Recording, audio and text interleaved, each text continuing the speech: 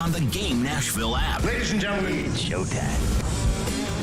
And welcome into the Tuesday edition of Robby and Rexrode, 102.5, 106.3 The Game. Robbie Stanley alongside Adam Vingan, Michelle Knezovic here with you on this Tuesday morning. Hope everybody is doing well. Joe Rexrode off for the next couple of weeks. So Adam Vingan in here for the next 3 days. Looking forward to that. Adam, good morning. How are you?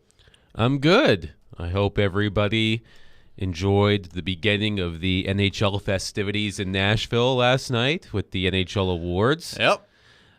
I just have to say, I know the NHL tries really hard. I know all sports leagues try really hard to make their award shows entertaining. It's hard. It's bad. It's hard. And look, it's not it's not even really an NHL thing. It just, all award shows are absolutely terrible. Like, it's just, there's nothing you can do for me to not make it bad. You know, Dirk Bentley was fine in his role last night, and they had some cool moments up on the stage. It was nice to see David Poile get up there and get recognized. There were some really cool parts of it, but I mean, some of the jokes and all that stuff, it's just, it's hard sometimes to watch. Well, they've stopped with the skits. Thank God. There used to be a time several years ago where they tried really hard for it to be more like a variety show almost, and they would have Gary Bettman doing shtick, and it was just terrible. Just brutal. Like, hey guys, did you know that Nashville is known for country music? Like, maybe that's a rant for later, but it's just, we get it. There's a lot of country music in Nashville. I do have a Rob rant coming later based off something that did happen at the NHL Awards last night, so I'm looking forward to that. Okay, maybe if we have time after that, I'll put in a bonus rant. Here we go. Michelle, good morning. How are you? Feels good to be back. I was off yesterday and at the end of last week, so you know that 4:30 alarm this morning, it was just quite dandy. No, good to be back, good to be in today. Final 2 days at the game, but It'll be eventful, obviously, with the awards and the draft here in Nashville. Got all the draft coverage tomorrow, so having a good day. Happy Tuesday. Yep, absolutely. LSU wins the national title last night. What a wild College World Series final. Florida won 24-4 the other day, so they won by 20 runs in Game 2, and then LSU comes back last night and wins 18-4 in the deciding Game 3. So LSU wins the national championship. They won the women's basketball national championship too, so it's been a good run for LSU sports as of late. So congratulations to the Tigers, and we'll see what happens with some roster movement this offseason in the college baseball front. Adam, we've had a lot going on the NHL front. Obviously this week the spotlight is here in Nashville with the awards. We've got the NHL draft coming up tomorrow, and the Predators have been busy over the weekend. Barry Trotz, David Poile spoke to the media yesterday leading up to the draft. We'll get into some of that coming up here in just a few minutes. I want to get your thoughts first, though, on the Ryan Johansson trade and the move by Barry Trotz to send him to Colorado, retain 50% of his salary. They get Alex Galchenyuk back, who they're not going to re-sign. But what did you make of the move by Barry Trotz to offload Ryan Johansson's contract? First, before I answer that question, I just want to say in relation to LSU winning the Men's College World Series that if there is a shortage of Jell-O at your local grocery store, it's probably because Caroline Fenton bought it all. Could be. For her celebratory Jell-O shots. Yep. So if you're looking for Jell-O, it might be hard to find. Could be. Locally. Especially in Nebraska. Yes. But to answer your question, when I saw the trade on Saturday, it took my mind a minute to register what I was seeing just because I didn't think I was reading it right. Honestly, the first time I read it, and this might just be because of how terrible my eyesight is, I thought it said that the Predators acquired Alex Galchenyuk in exchange for Ryan Johnson. I was like, who is Ryan Johnson? And then I was like, Ryan Johansson? because my mind didn't compute that the Predators were going to be able to move off of Ryan Johansson, and the fact that they gave him away for half price basically, signifies that there was no market for him. The fact that they were able to move him, albeit retaining 50% of his salary, but not having to attach some sort of asset to it, like a prospect or a draft pick, I think is a nice piece of business by Barry Trotz. And I heard you and Joe talking yesterday about Ryan Johansson's legacy in Nashville, and I think it goes without saying that he was a integral part of the Predators' run of success that they had, 2015, 16, 16, 17, 17, 18. So, I understand fans are probably a little sad to see Ryan Johansson go. He was very popular, but clearly, if he were to stay on this team, if he were to have stayed on this team, he would have been the highest paid bottom six forward in the NHL. Yep. I am not convinced he is a top six player anymore. Now he might be a second line center in Colorado, but he's only making $4 million, so it's a lot more palatable.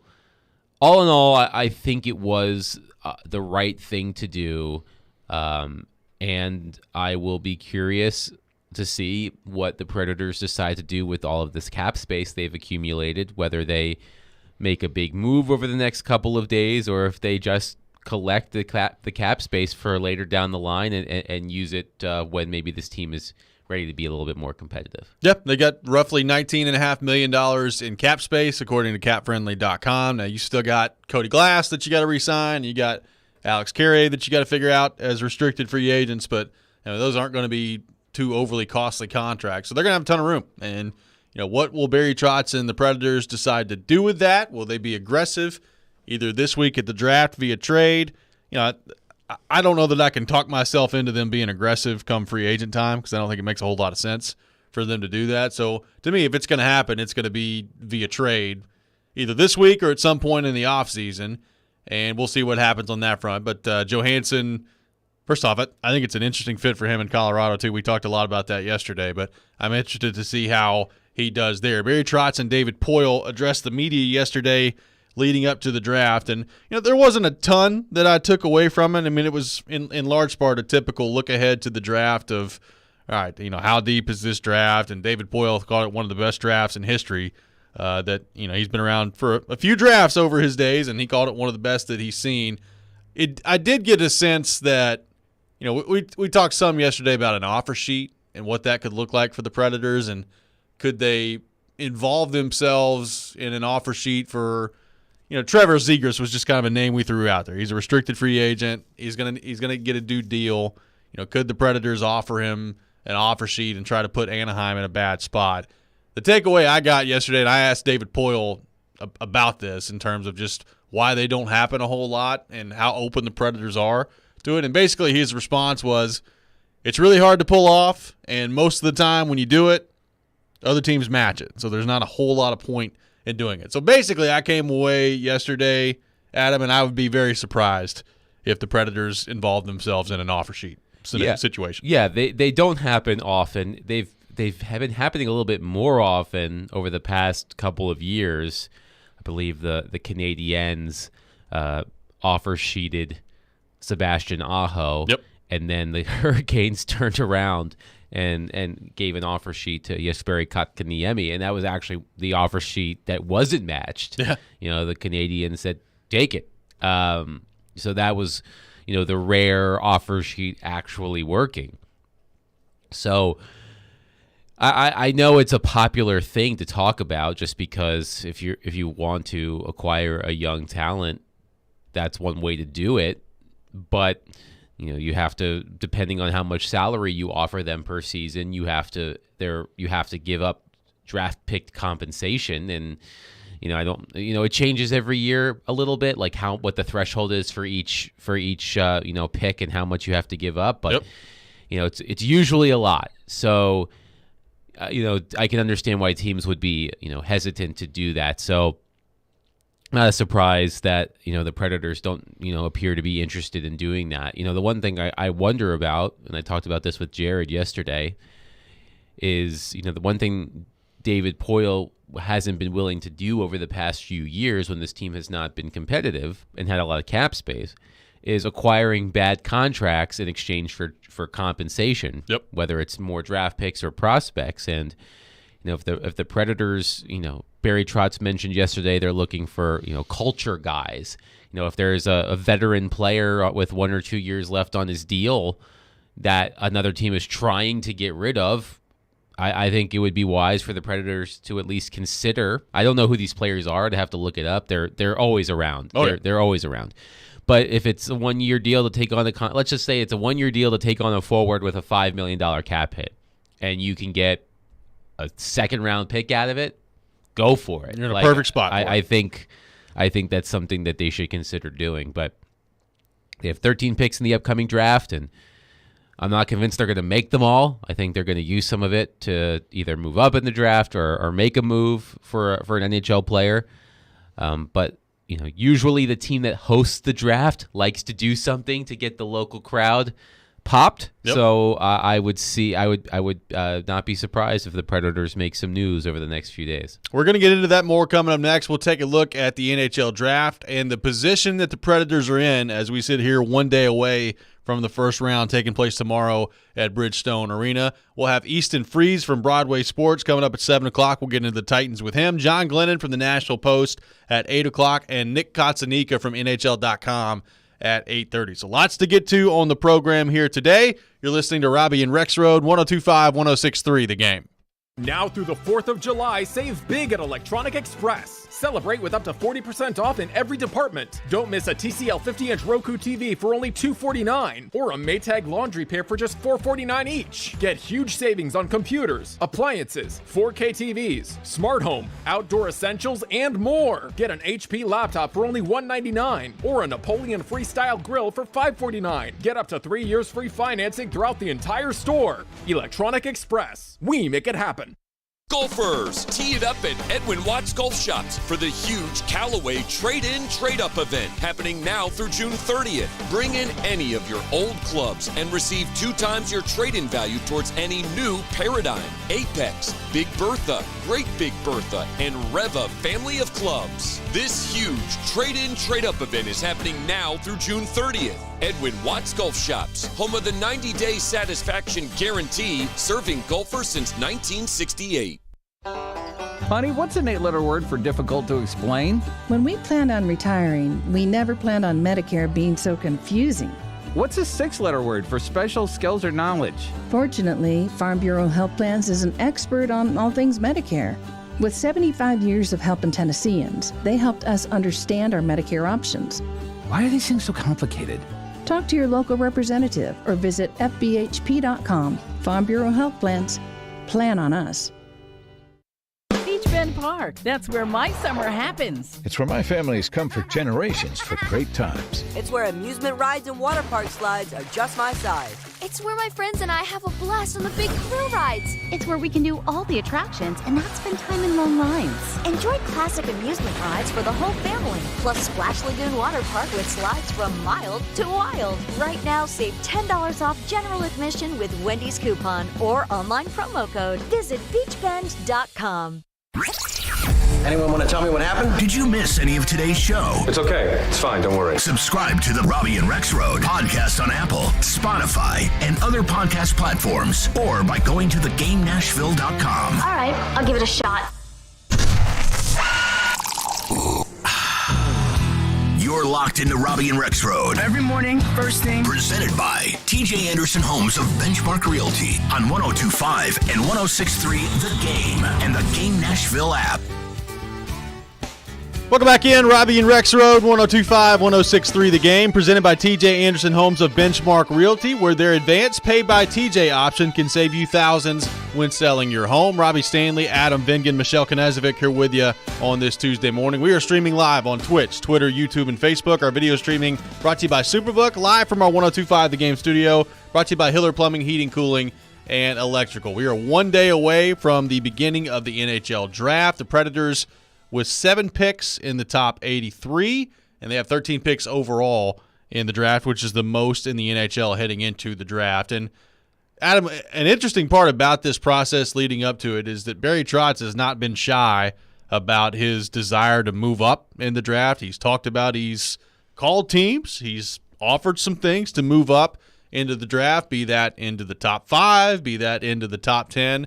And obviously to this point, he has not found a way to do that yet. And we talked about this a little bit yesterday. I mean, when you have teams that are picking specifically in the top 5, like you're thinking, especially in a draft that's this deep, that maybe you're drafting franchise cornerstone players, and it takes a lot for teams to move off of those. So What do you make of the position the Predators are in as we sit here one day before the draft with the amount of picks they have at their disposal?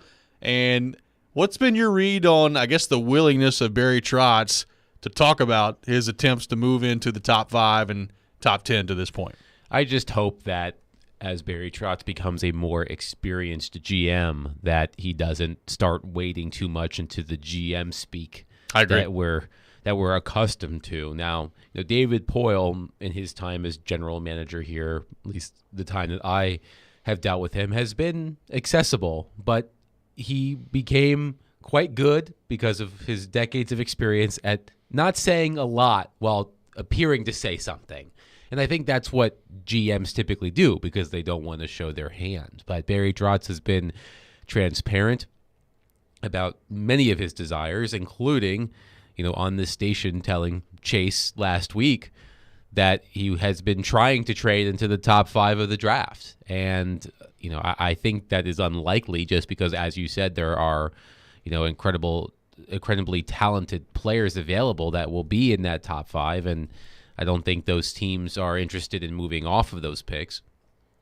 But Barry Trotz has tried, and I'm sure will continue to try over the next, day and a half. I've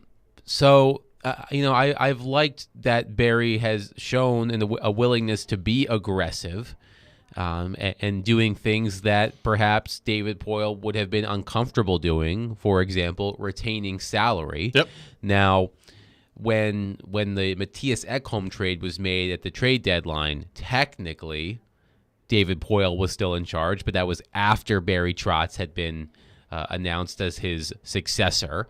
And that trade of Matthias Ekholm to the Oilers was the first time the Predators have ever retained salary on a trade, which teams have been able to do since 2013. Yep. So it took 10 years for the Predators to finally make a trade that involved retaining salary, and now they just did it again with Ryan Johansson. So I do think that is a step in the right direction. And one thing, I was listening to Jared's show yesterday, and I believe it was Keith from Bowling Green texted in, and he had an interesting comment. And I'm paraphrasing here. He said that it's one thing to see what Barry Trotz has been doing, basically cleaning up some of David Poyle's mistakes and being happy about that. But let's see what happens when Barry Trotz has to confront perhaps the mistakes that he's going to make. Right. Because he's going to make mistakes. That happens in this job. And you're not going to know if he made a mistake tomorrow when he makes, if the Predators make their picks at 15 and 24, we have no idea if those players are going to pan out. Right. So we can't say, well, that was a bad pick tomorrow. But it will take a few years, but let's see what happens when Barry Trotz is in the job for a few years and he has to confront a bad contract that he signed or a bad trade that he made. Like, it's great right now. Like, I think the things that Barry Trotz has done right now, it's re-energized the fan base. Agreed. I think the fan base is excited, A, to just have Barry back in town, but B, it appears that there's a clear plan for this organization, which I don't think there was over the past few years. Hopefully Willie's not listening because we know the P word triggers Willie.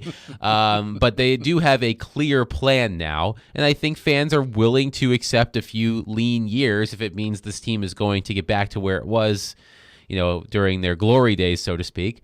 But I want to see, what Barry Trotz does when he's fully in control. David Poyle has formally retired, and the moves that he makes, because that will change the perception of him as a general manager. Yep, it's going to be really interesting to watch that play out. Like you said, I mean, they could make a huge swing tomorrow and find a taker to get into the top 6 or 7 picks in the draft, and they make their selection, and we're not going to know for a while, right? I mean, this draft is different than the NFL draft for the most part. When you draft a player in the first round, you're a year away, 2 years away, 3 years away, depending on where you get them.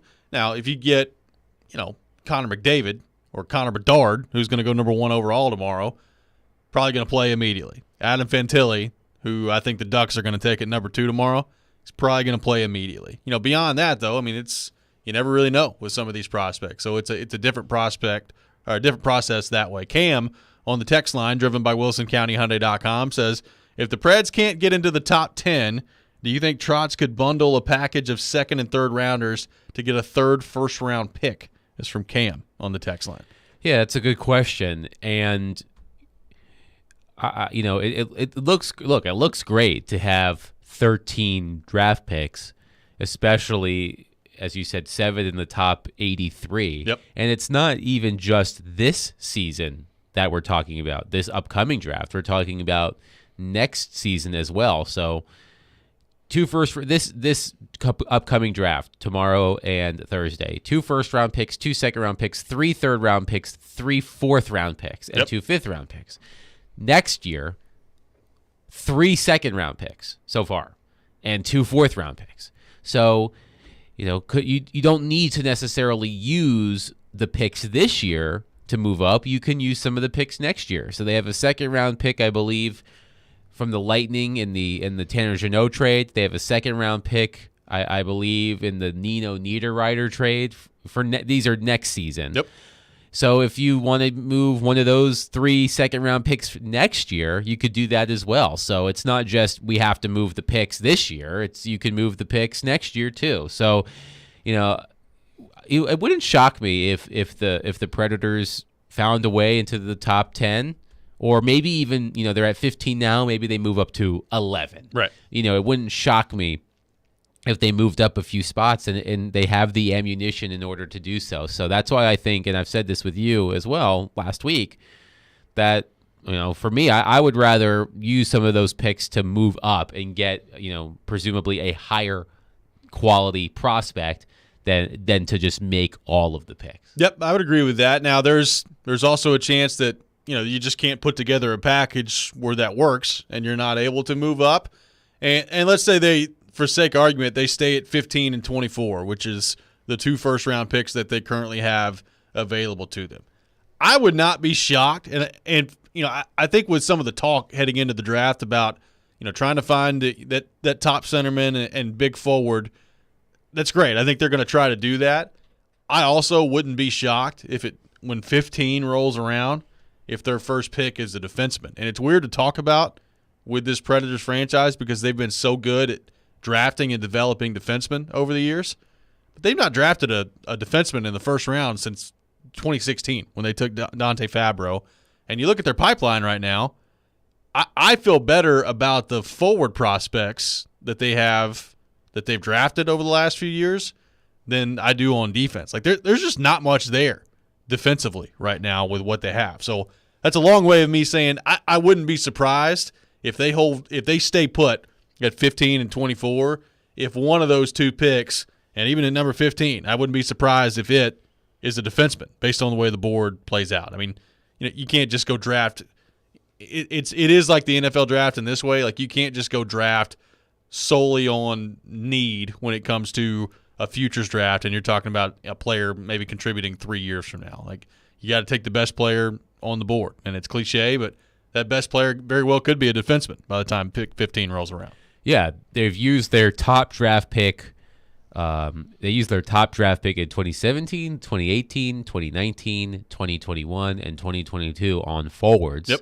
And, of course, Yaroslav Askarov was their top pick in 2020. So, as you said, the last time they used a first-round draft pick on a defenseman was Dante Fabro back in 2016. They actually used their second-round pick that year on Sam Girard. Yep. So, I'm looking back at the history. They picked up Alexander Carrier in the 4th round in 2015. They've made they picked up Luke Prokop in the 3rd round in 2020. So they have some decent defensemen in their organization, young defensemen, but no one like we were used to, where it was like the next guy, Roman Josi, the next guy, Ryan Ellis, the next guy, Matthias Ekholm. Like there isn't someone like that for the Predators at defense. So it wouldn't shock me, and I think it would probably be a wise decision if the board broke the way that we think it will, based on all the mocks I've read. if they were to use their first round pick, their first round pick, that is, on a defenseman. So we've talked a lot about a specific move that the Predators could make this offseason. Do we think that door is closed heading into the draft tomorrow? We will get into that coming up next. You're listening to Robby and Rexrode, 102.5, 106.3, The Game. The NFL offseason is in full swing, but you'll never miss any of the big news. Thanks to Yahoo's Charles Robinson. They know that there's a chance that they're going to have to deal this guy. He's one of the best insiders there is. All of a sudden, he becomes a functional player who we thought was just trash. Join Charles Robinson every Thursday morning at 8 on Robby and Rexrode, presented by the NFL Alumni Association on 102.5 and 106.3 The Game and the Game Nashville app. What's up, everybody? Michelle Knesvik here for Superbook Sports. We're changing the game. Help your bets stay hot this summer at Superbook Sports, the most trusted name in the sports gambling world, with a direct line to Las Vegas. And now when you use the promo code KNEZ, K-N-E-Z, you can score up to $250 with their first bet bonus. Win or lose, Superbook will match your first bet up to $250, but you got to make sure to use the promo code KNEZ, K-N-E-Z.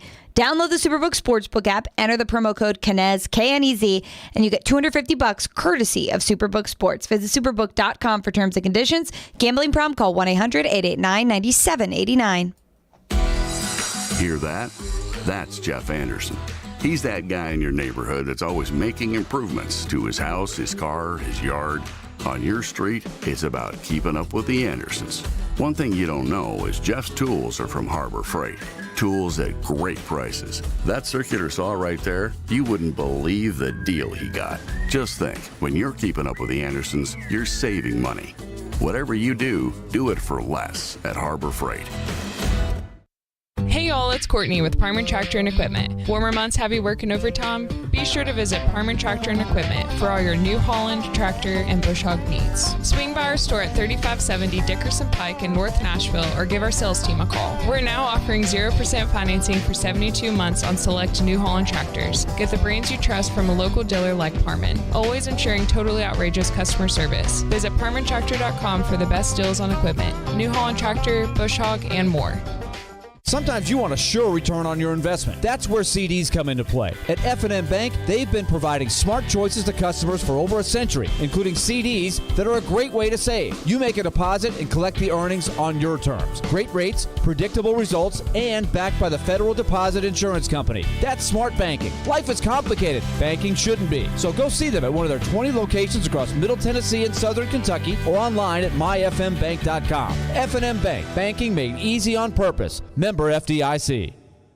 Prescription products require completion of an online consultation with an independent healthcare provider and are only available if prescribed. Subscription required. Additional restrictions apply. See website for more details and safety information. Want to get FDA-approved generic Viagra sent to your door and get your first month free? FreeRexMD.com has made the process incredibly simple. Here's what FreeRexMD.com patients are saying. The process was really easy. You go online, you answer the medical questions. I didn't have to call a doctor. They made it fast and simple. I order it. The medication is at my house within a couple of days. I can tell my wife is happier. I am definitely much happier. Your consultation is free, your shipping is free, and your first month is free. Generic Viagra starting at just $2 per tablet at FreeRexMD.com. My partner thinks that I am a rock star. It's life-changing. It's literally life-changing. I wish I hadn't waited as long as I did. Go to FreeRexMD.com to get started right now and get your first month free. That's FreeRexMD.com.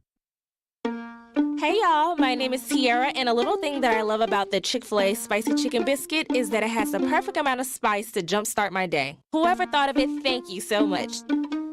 Hi, my name is Robert, and a little thing I love about Chick-fil-A Spicy Chicken Biscuit is the biscuit. It reminds me of my grandma's homemade biscuit. It's always buttery and savory. Then you add the spices, instant classic. Order the Spicy Chicken Biscuit on the Chick-fil-A app today. Real Chick-fil-A guests paid for their testimonials. One is a legendary NFL wide receiver. I gotta be prepared. I have to be ready. One is a legendary Nashville voice. You don't have to rely on carrying the ball 250 to 300 times. And the other has been a legendary trash talker on the playground since the 4th grade. Nobody is a Pro Bowler on day one of rookie minicamp. They are Caroline, Willie, and D-Mace. Weekdays at 11 on 102.5 and 106.3 The Game and the Game Nashville app. Hey, Nashville, this is Paul Feinbaum, and you're listening to Nashville's best sports talk, ESPN 102.5, The Game. Tune in for Nashville Sounds Baseball tomorrow at 7:05 on 94.9 The Fan. Sounds taking on the Memphis Redbirds, the AAA affiliate of the St. Louis Cardinals. Sounds Baseball on 94.9 The Fan, presented by 312 Pizza Company, Farm Bureau Health Plans, and Family Leisure. Welcome back in, Robby and Rexrode. Robbie Stanley, Adam Vingan, Michelle Knezovic here with you on this Tuesday morning. We are taking your thoughts on the Preds. 615-737-1025 is our phone number. So, Adam, there is a move that we have discussed, a potential move that we've discussed a lot so far this offseason, and that is UC Saros and what his future is going to look like. Will he be traded? Will the Predators sign him to a contract extension when his deal comes up in a couple of years? And what about the decision between him and Yaroslav Askarov, who, as you mentioned last segment, they took in the first round in 2020? There was a report that actually you made us aware of yesterday, shortly after it came out from Pierre LeBrun from The Athletic. And he was doing a piece on the Predators, and he was speaking with Barry Trotz about the Ryan Johansson trade and how all that came together and moving contracts in today's NHL when the salary cap's only going up at $1 million and all those things. And in that conversation, Saros came up, and here's what Barry Trotz had to say in response to Pierre LeBrun. Quote, "I've talked to Saros. Listen, I've got to listen on everything. What I have to do is improve our hockey team, so I have to listen to everything. My goal is to keep your game changers, your Saroses and your Yossis and your Forsbergs. Those are game changers. Every team wants to keep 3-4 guys, and you want to build around them. We've got lots of good young kids coming. I just got to make sure I leave roster holes available to them." So that's what Barry Trotz told Pierre LeBrun at The Athletic yesterday. So as you hear that and as you read that, does that close the door on a UC Saros trade right now in your mind this offseason? How do you kind of view those comments from Barry Trotz? If we're going to further the door metaphor, I don't think the door is completely shut, but I think it's like slightly cracked. Yep. Like, someone's foot is in the door, keeping it open barely, but it's mostly closed. That's where I sit on this. I think we were just talking about Barry Trotz's transparency, and I've how I've gotten to know Barry from afar and in person. He doesn't blow smoke up people's behinds. So I there could be some of that now. As a general manager, you're going to have to, now that he's a general manager, you're going to have to be a little cynical, with some of the things, or skeptical with some of the things that he says. But I do think that he's being forthcoming there. The way I described it when I was on with Jared yesterday is he is planning on UC Saros being the starting goaltender for this team next season and probably beyond. But if, for example, one of those teams that's in the top 5 really wants a goalie and is willing to make that trade, which I think is highly unlikely, but if that were to happen in this hypothetical situation, maybe he thinks twice, and decides to move on from Saros. So I think it would take an astronomical offer. I think it was Elliot Friedman who said on the station last week, or maybe even the week before, because we've been talking about it a lot, as you said, that if the Predators were to trade for UC Saros, you're going to see what the Predators are getting back in return and say to yourself, I see why they had to do it. Yeah. Like, I think that is what it would take. I don't think he's just going to be traded for picks and prospects. I think it would have to be a trade that would set up the Predators nicely for the present and future. So I don't think it's going to happen, at least not right now. But if things change quickly, and they often do when it comes to player movement, if Barry Trotz is given a package that he can't turn down, I think he would have to seriously consider it. Well, I mean, and that's the thing about, you talk about the transparency of Barry Trotz, and I agree. Like, he's a straight shooter for the most part. He tells you what he's thinking, and as a general manager, there are times, and I think David Poile is a master at this. Like, David Poile, for the most part, tells you what he wants to do, but also, for the most part, leaves the door open just in case things change. Like, he does that all the time. And look, I do think in those comments from Trotz, he says, look, I've got to listen on everything. So right there, you're leaving the door open a little bit when it comes to a trade. But, you talked about wanting to keep game changers. And it's interesting the spot that they're in because you can't do anything with UC Saros from a contractual perspective until this time a year from now. So they're a full calendar year away. It'll be next July 1st, so July 1st of 2024, before they can ever touch UC Saros' contract. So you don't really have to make a decision on the contract maybe until then, and you can get started on that front. But the value of a trade, I've said it, I don't think it'll ever be higher than it is this offseason just based on the term that he's got left on his current deal. So it's something to think about if you're Barry Trotz and the Predators. But I've also said this all along. We've thrown out the hypothetical scenarios of trading UC Saros and what that could look like. And, Adam, last week you and I talked about it and think that's probably something that the Predators should explore. I've also said there's a chance that Barry Trotz looks at this whole thing and says, you guys are crazy. Like, I'm not trading UC Saros. He's the goaltender that I want to be the backstop of this team for the next 7-8 years. So maybe that's the way that he's approaching this. We'll have to wait and see on that front. Now, the other part of this is, like I said, they can't do anything with the contract until next season. And there's a lot that can change between now and then. And I don't think there's much that's going to change on the UC Saros front. Like, barring an injury, if he's healthy, he's going to be out there. He's going to play really well. He's probably going to be in the Vezina Trophy conversation next year. I don't know if he'll win it or not, because a lot of times that also has to do with team success. So we'll see on that front. But he's going to play really well, and the Predators will probably be a bubble team, and we'll see what happens. The thing that could really change this, in my opinion, is what does Askarov do next year? Like, is he incredibly good down in Milwaukee? Like, do you look at him and say, man, that guy is going to be an absolute stud at the NHL level? That's when I think the equation can change a little bit. So I'm with you. I don't think it totally closes the door on a UC Saros move, but certainly I think right now Barry Trotz is not walking into this draft tomorrow with an intention of moving UC Saros.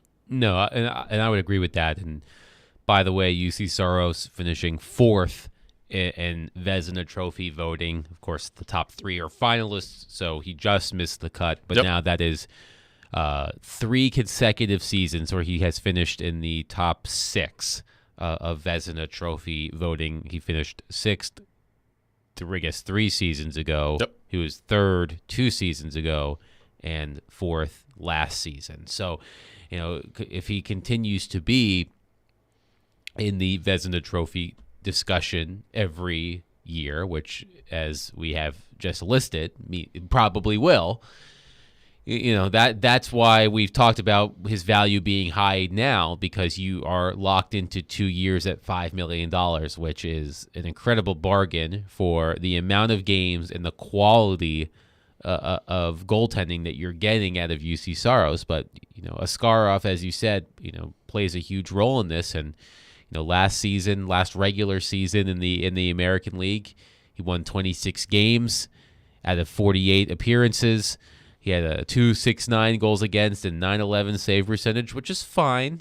Fine for a kid. Who's he just turned 21, I think. Yep. So I think that's perfectly fine in the postseason. He hit a wall near the end, finished with a 2.7 goals against and 9.03 save percentage in 12 games.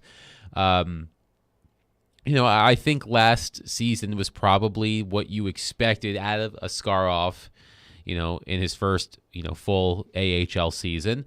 And we'll see what happens next year. If he, remember how good, for example, how good Connor Ingram was at the AHL level. Oh yeah, he was one of the best goaltenders in the league, and now he just signed a new contract to stay with the Arizona Coyotes, and he's a serviceable, goaltender. I'm not saying that Askarov is going to turn into Connor Ingram, because if that were to be the case, probably wouldn't feel too good about it, just because of where you picked Connor Ingram, obviously where you picked Askarov, and the fact that you traded the 7th round pick for Connor Ingram. But sometimes the success in the American League doesn't always translate, and vice versa. So just because Askarov may have had maybe what we would call an average year in the American League. Doesn't mean he's not going to pop one day when he gets to the NHL. But as I said, the kid just turned 21 years old. Goaltenders need some cooking, some seasoning. Some seasoning, yes. Down in the down in the minors usually. So I mean, how old was Pekka Rinne when he debuted? Oh, he was older than that. He's by sure 25 maybe. I knew he was definitely older than that. I was thinking mid to late 20s. Yeah. And had an excellent career over the next 12 years. So, if Askarov isn't ready until he's 24, 25, I think that's perfectly fine. Craig on the text line says, is there a chance we keep both goalies and in the future we have a goalie tandem similar to what Boston had this year and what we had in the past with Saros and Pekka? We've gotten that question before, and I understand the thought process behind it. To me, and this is just my opinion, I think that's pretty bad asset mismanagement on the part of the Predators. Like, to me, you got to pick one. It either needs to be Saros with a new contract and you trade Askarov, or it needs to be Askarov taking over the reins and you trade Saros. I just think, sitting there and having both of them, it's a different situation than Saros and Pekka was, because if you give Saros the next contract, like, the age difference is not as stark between Saros and Askarov as it was between Pekka and Saros. So, like, when Saros first came in, you knew that Pekka, while he was at the peak of his powers during that time, and that was 2017, 2018, he won the Vezina in 2018. You knew at some point relatively soon the end was coming, and that's not the case with UC Saros. At least I don't think that's the case with UC Saros. So it's a different situation. When UC came up and was the full-time backup to Pekka, Pekka was in his mid-30s and UC was in his early to mid-20s. Exactly. Like, it's a different conversation, just because UC Saros is currently 28 and Askarov, as I said, just turned 21, I think, if my math is right. So there's definitely not as much of an age difference between the two. So yeah, could it happen? Yes. Do I think it would be the right thing? No. I don't think you need both of them. Like, that's what we've talked about. It's like either you're convinced that UC Saros is the next Pekka Rinne, who's going to be starting 60 games for you every year until he's 35, right? Or that Askarov is the next big thing, and you move off of Saros, and then the money that you're not paying Saros, you're paying to Askarov and to other people on the team, and building a different roster. So I agree with you. I think it would be poor asset management if the Predators decided Saros is our starter and Askarov is our backup until Askarov becomes our starter and UC is our backup. Like, I just don't think that's the right thing to do. We'll continue to take your thoughts on the Predators. 615-737-1025 is our phone number on our phone and text lines, driven by WilsonCountyHyundai.com. More on that coming up next. We'll have Easton Freeze from Broadway Sports coming up at 7 o'clock. We'll get into the Tennessee Titans with him. All that coming up. This is Robby and Rexrode, 102.5, 106.3 The Game. 102.5 and 106.3 The Game has an all-star lineup Monday through Friday.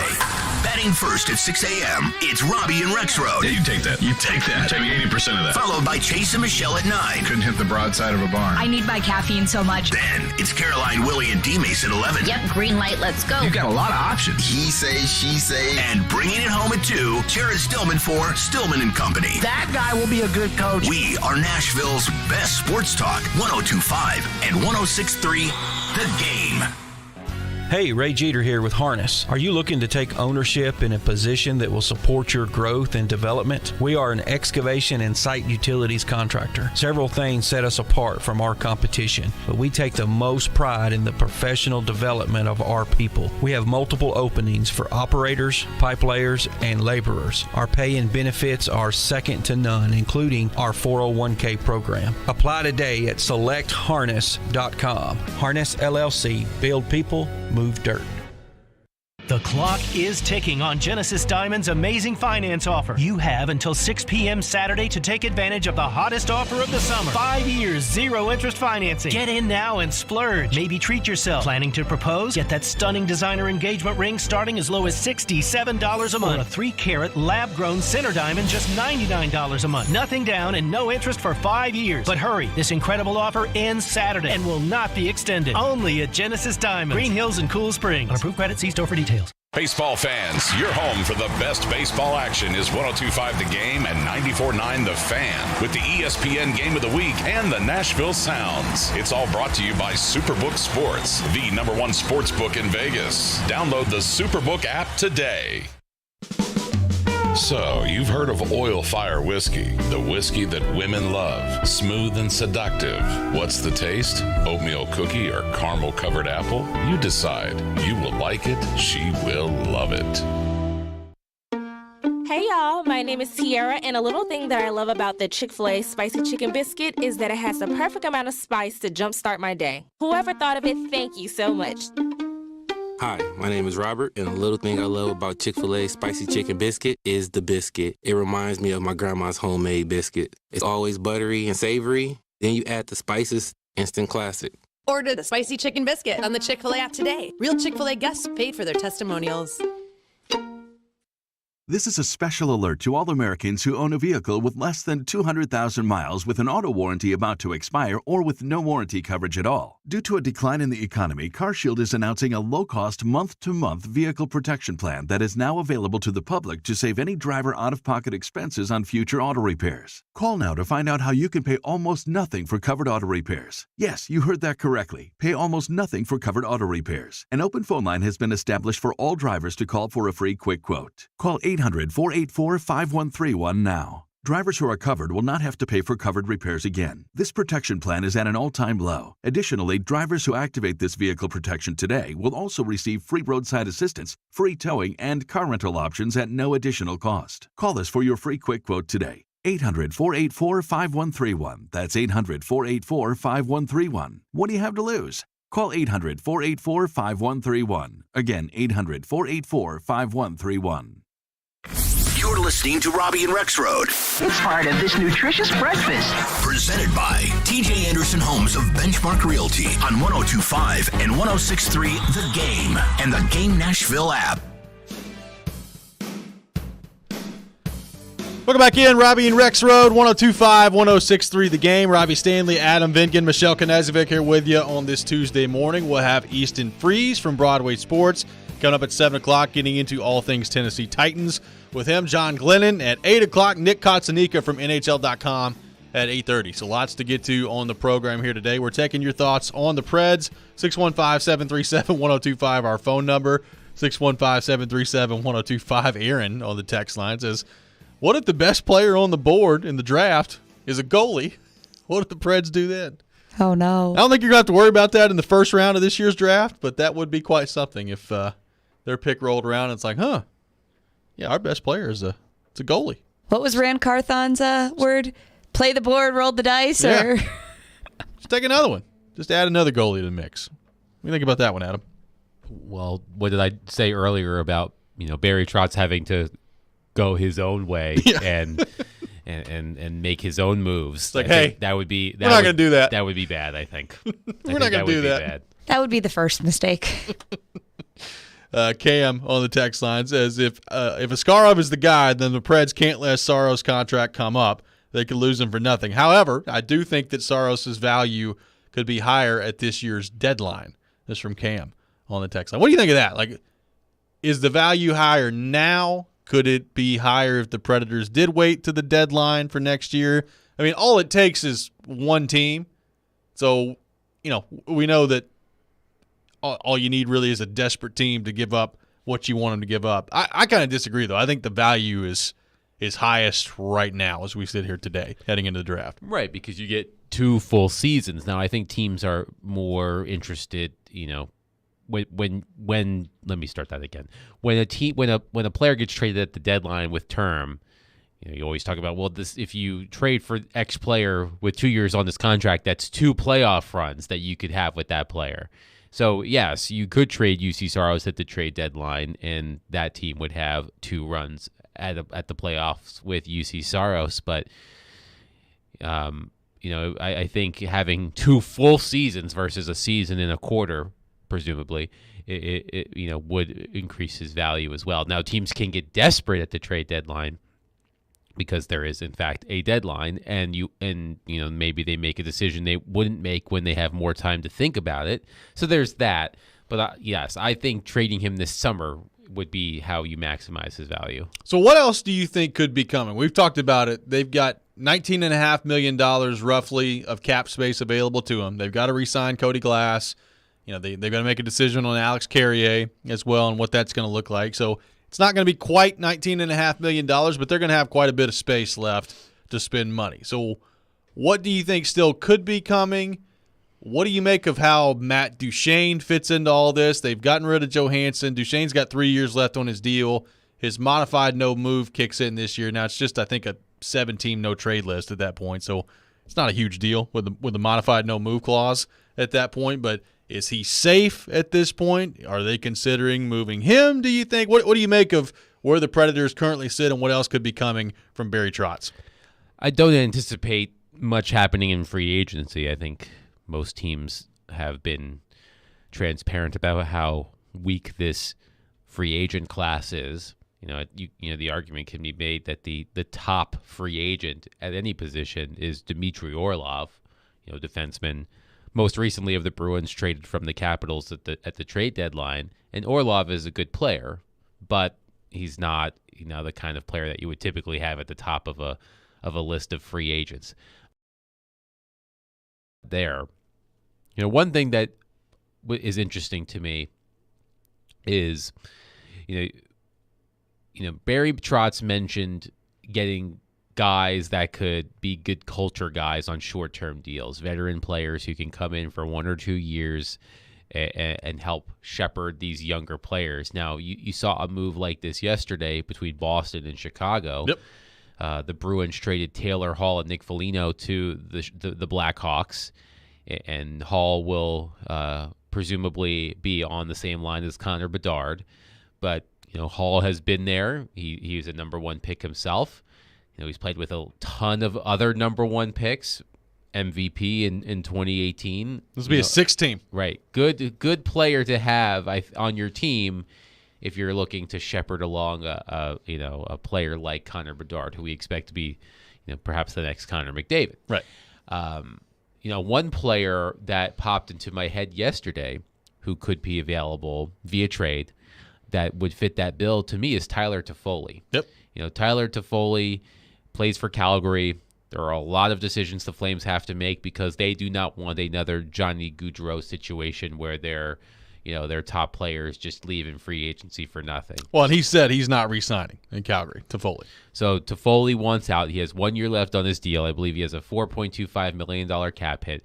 Won the Stanley Cup with the Los Angeles Kings. Had a great season last year with the Flames. Still a highly productive player.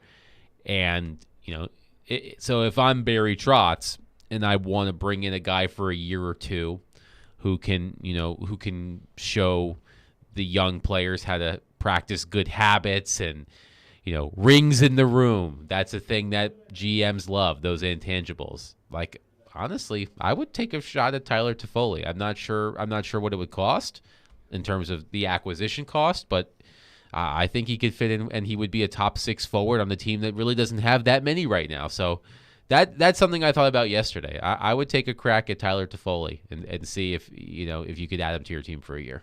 What's your thought on, as we sit here a day before the draft, we'll see what happens and if a move is actually made at the draft or if it drags on into the offseason. Your thoughts on Alex DeBrincat and whether or not the Predators should be involved with that?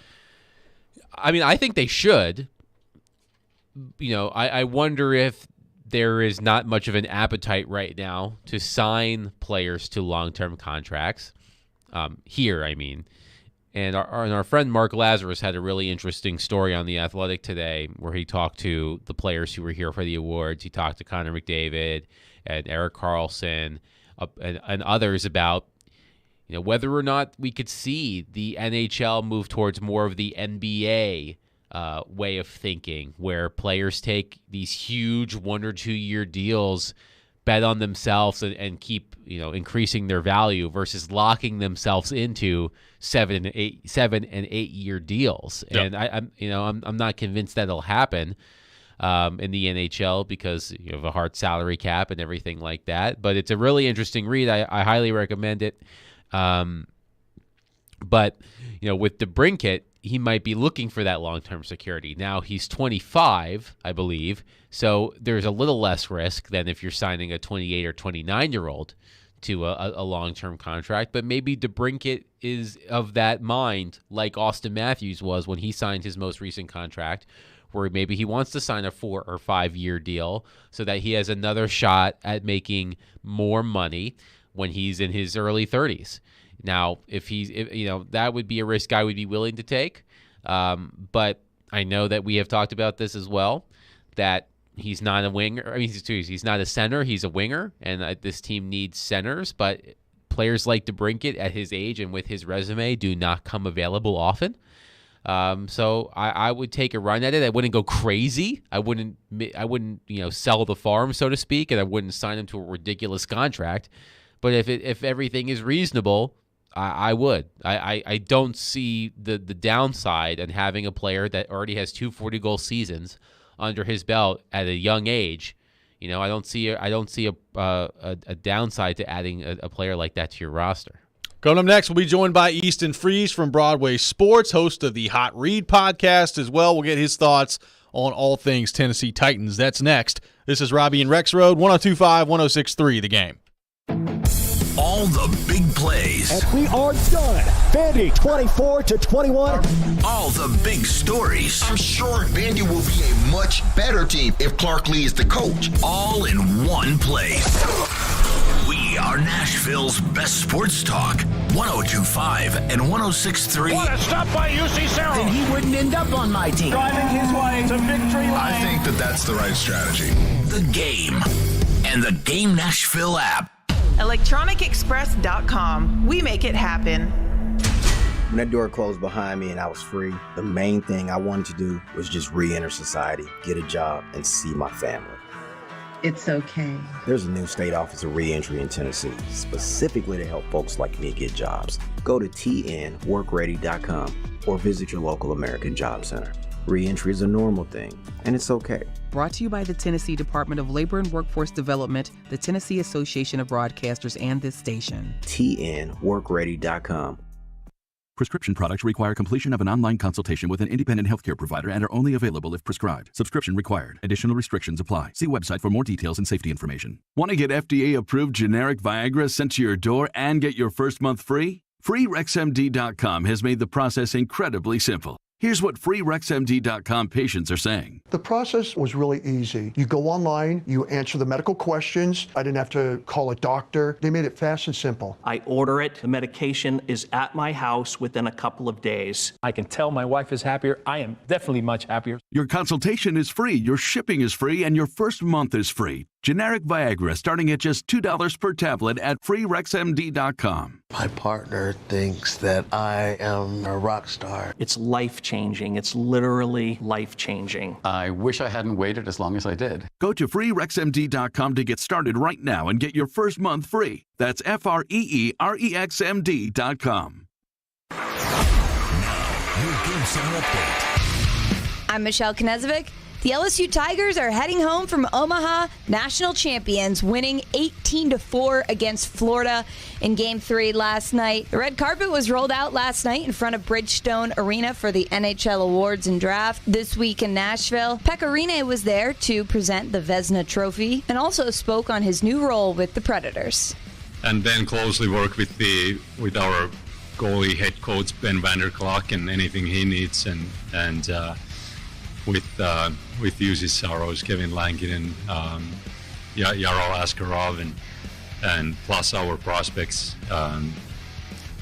drafted goalies, and I think that's the number one job prescription, and then secondly, also a little bit of scouting and just getting to know the younger generations.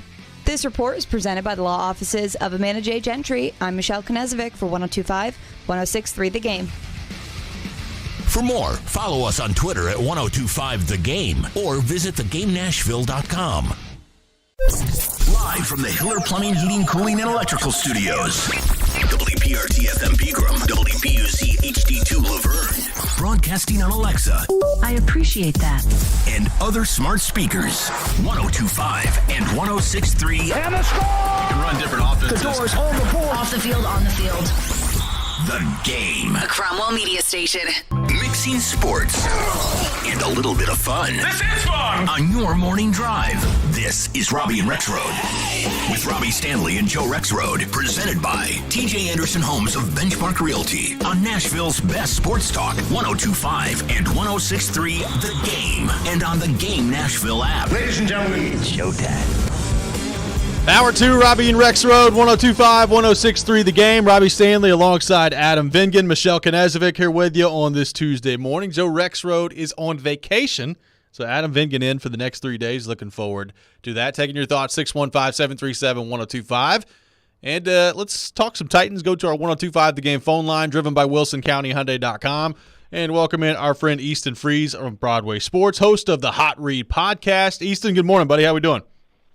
Robby, Adam, good morning. How we doing, guys? Good, man. Really appreciate you taking time to be with us. So, it's an interesting part of the offseason right now, Easton, because nothing's really going on, and teams are on vacation, and guys are at the beach doing all this stuff before training camp takes place. And yet, in the midst of all that, there's the DeAndre Hopkins situation where we're all just kind of waiting to see what happens there. The Titans have had him in for a visit, so have the Patriots. How do you view the DeAndre Hopkins situation? And I guess as we sit here today, how real do you think the chances are that he ends up eventually a Tennessee Titan? Well, you're certainly right that this is the most interesting time of year for the sake that there's not a whole lot going on, but you have to keep an eye on the free agent situation whenever there's a big guy out there and your team is considering that. And DeAndre Hopkins is certainly a consideration of the Titans. I think that it is a very real possibility for them. Here's the thing. I don't know, for a guy that is such a big name and a known quantity in the NFL, certainly an aging star, but a star nonetheless, he's really not got much of a market outside of New England and Tennessee. We would have heard a third or fourth team step up to the plate by now, and we simply haven't. Now, I'm not looking for him to really make any move in terms of a signing before we get a lot closer to training camp. I don't see any reason why he would. He's probably going to spend the next couple of weeks continuing to try to drum up business in terms of interest with other teams. The fact that he came to Nashville and had what looked like a blowout weekend visit, the Titans pulled all the stops and sent him to CMA Fest or wherever they sent him and did all these things. And then he ends up leaving, and a lot of people were kind of discouraged by the fact that the Titans let him out the door despite the fact that he already had New England set up as a visit later that week. I don't think that really tells you anything in terms of their interest in him. They probably have an offer on the table that he's using to leverage against New England and any other team that is interested in him. But I certainly think that at the right price, they would add him. That being said, I don't think that new GM Ran Carthon is interested necessarily in going out and breaking the bank. This is not a team in really anybody's view, but certainly not, I don't think, that the Titans front office's view that is a receiver away, right? They're not, they're certainly looking to be competitive this season, but they don't see their roster as missing just a receiving role. They got a number of holes up and down the roster, and so they'll probably play it safer than a team otherwise might with a guy like Hopkins. Yeah, and Easton, I mean, there's so many interesting storylines about this team, from obviously the quarterback spot with Will Levis coming in. They've got basically a brand new offensive line. You got Treylon Burks in year two. I mean, there's a lot of different ways you could go with it. But what's the most intriguing part about this team to you as we sit here a few weeks out from training camp? The thing that my mind keeps coming back to as I think about this team and think about what we might see in August and September is the skill players on offense. I know that a lot of people, and for good reason, are down on or concerned about the receiving weapons on this team. And I'm of the opinion, personally, that this team's top-end talent in terms of receiving threats is more talented than people think. And I'm also of the opinion that this team internally views their receiving weapons as more talented than the general public thinks. There's this element of positionless football that we can already see from our time at OTAs and mandatory minicamp this spring that new offensive coordinator Tim Kelly is implementing on the offense. And while the players specifically under the wide receiver position title aren't the most exciting, like I think that the primary issue for this team in terms of receiving threats is depth and not their top-end talent. Because while Treylon Burks and Kyle Phillips are really the only two receivers that give anybody any kind of excitement, obviously Nick Westbrook-Akine and new veteran Chris Moore kind of round out that list of top guys, but those two don't light up anybody's eyes when you mention them.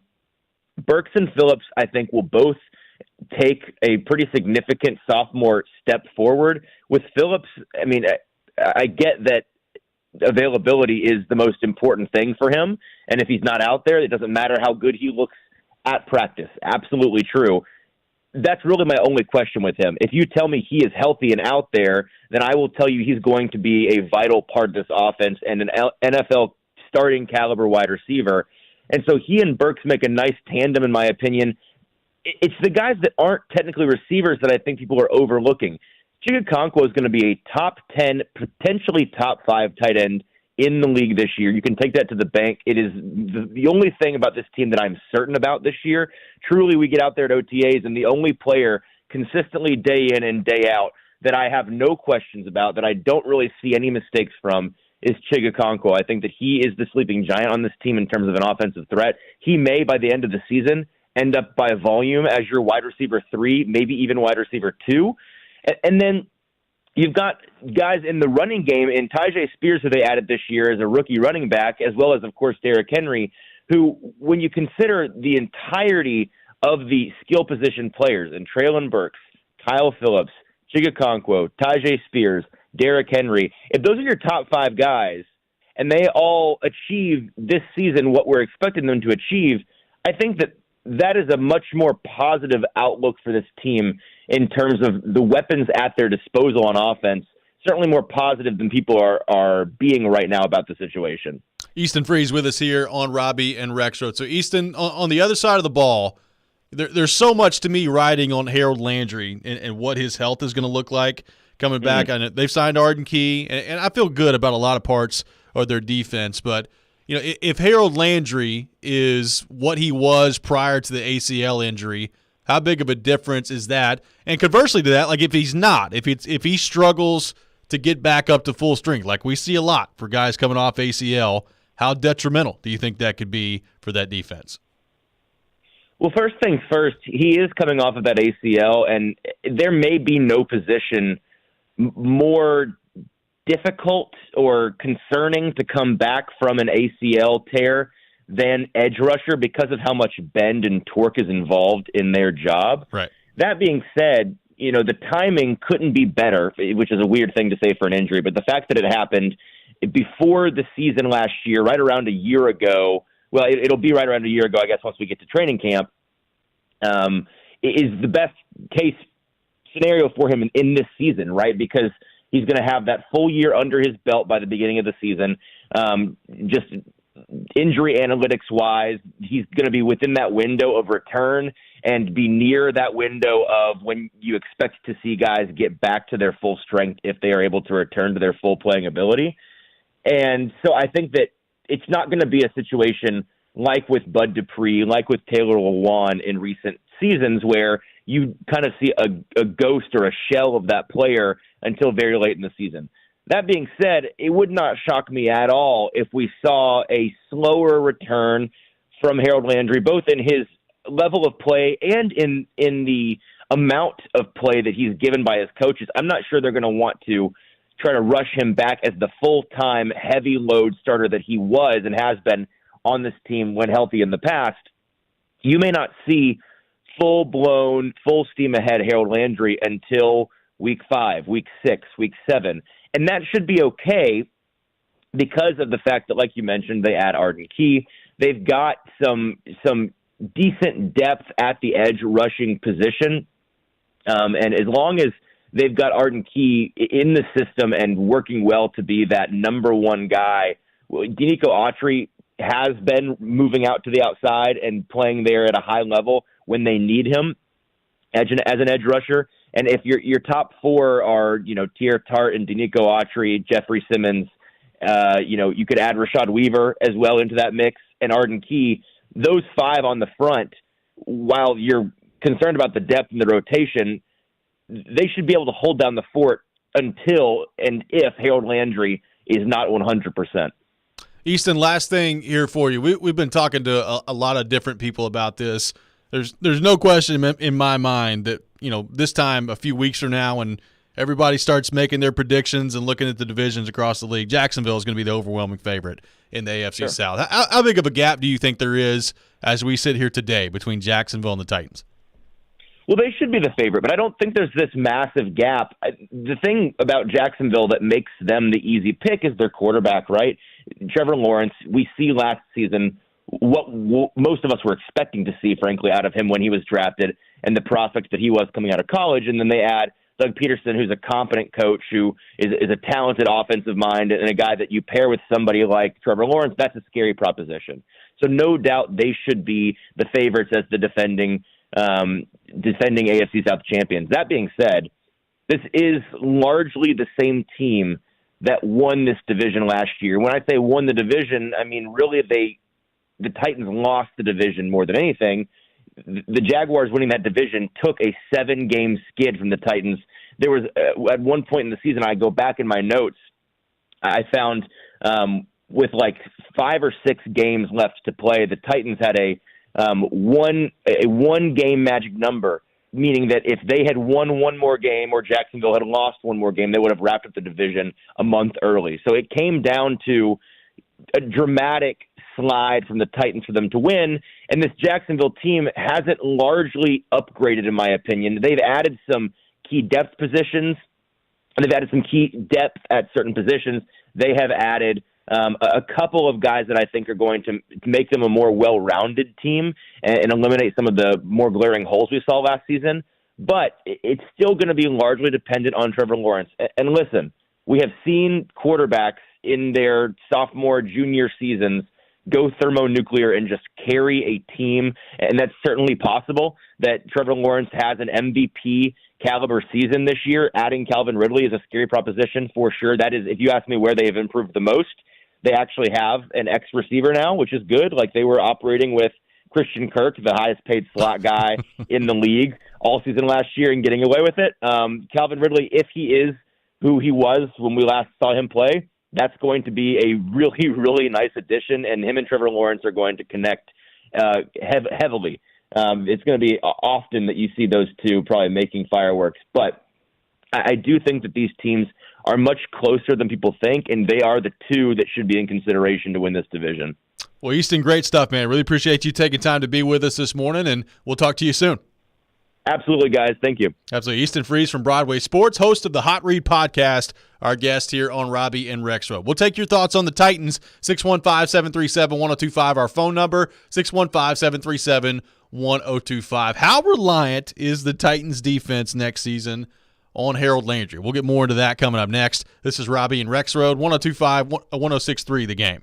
Start your savings journey now. A strong savings strategy creates financial stability, leading to more opportunity for you and the people who count on you. At F&M Bank, their savings accounts help you save easily, plan for expenses, and prepare for whatever comes your way. Life is complicated. Banking shouldn't be. So go see them at one of their 20 locations across Middle Tennessee and Southern Kentucky, or go online at myfmbank.com. F&M Bank, banking made easy on purpose. Member FDIC.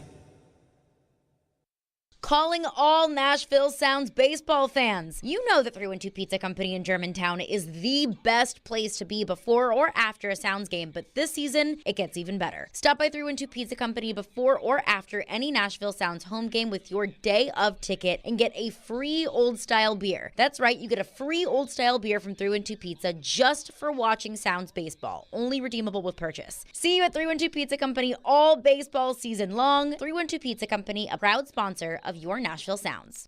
If you're hiring, it can feel like you're trying to find a needle in a haystack. You can hope the right person comes along, or you can just use ZipRecruiter. And now you can try it for free at ZipRecruiter.com/radio. In fact, ZipRecruiter has helped a lot of business owners find their needle in a haystack, like Marco, president of operations at Telly Tires and Auto Centers. Because Telly Tires has grown a lot in the last few years, Marco needed to hire everyone from a receptionist to a store manager to a head mechanic. ZipRecruiter helps me find all the right people, even the most difficult jobs to fill. ZipRecruiter helps me keep my business running. Take it from Marco and millions of other businesses who've used ZipRecruiter. ZipRecruiter can help you find the needle in the haystack. See why 4 out of 5 employers who post a job on ZipRecruiter get a quality candidate within the first day. And right now, you can try ZipRecruiter for free. That's right, free at ZipRecruiter.com/radio. That's ZipRecruiter.com/RADIO. ZipRecruiter.com/radio. ZipRecruiter, the smartest way to hire. We try to stay cool by being on social media. I'm with it. I'm hip. Follow us on Twitter at 1025 The Game and on Instagram at 1025 The Game Nashville. Hey! Oh, yeah. And like us on Facebook, too. You're listening to Robby and Rexrode, presented by TJ Anderson Homes of Benchmark Realty on 1025 and 1063 The Game and the Game Nashville app.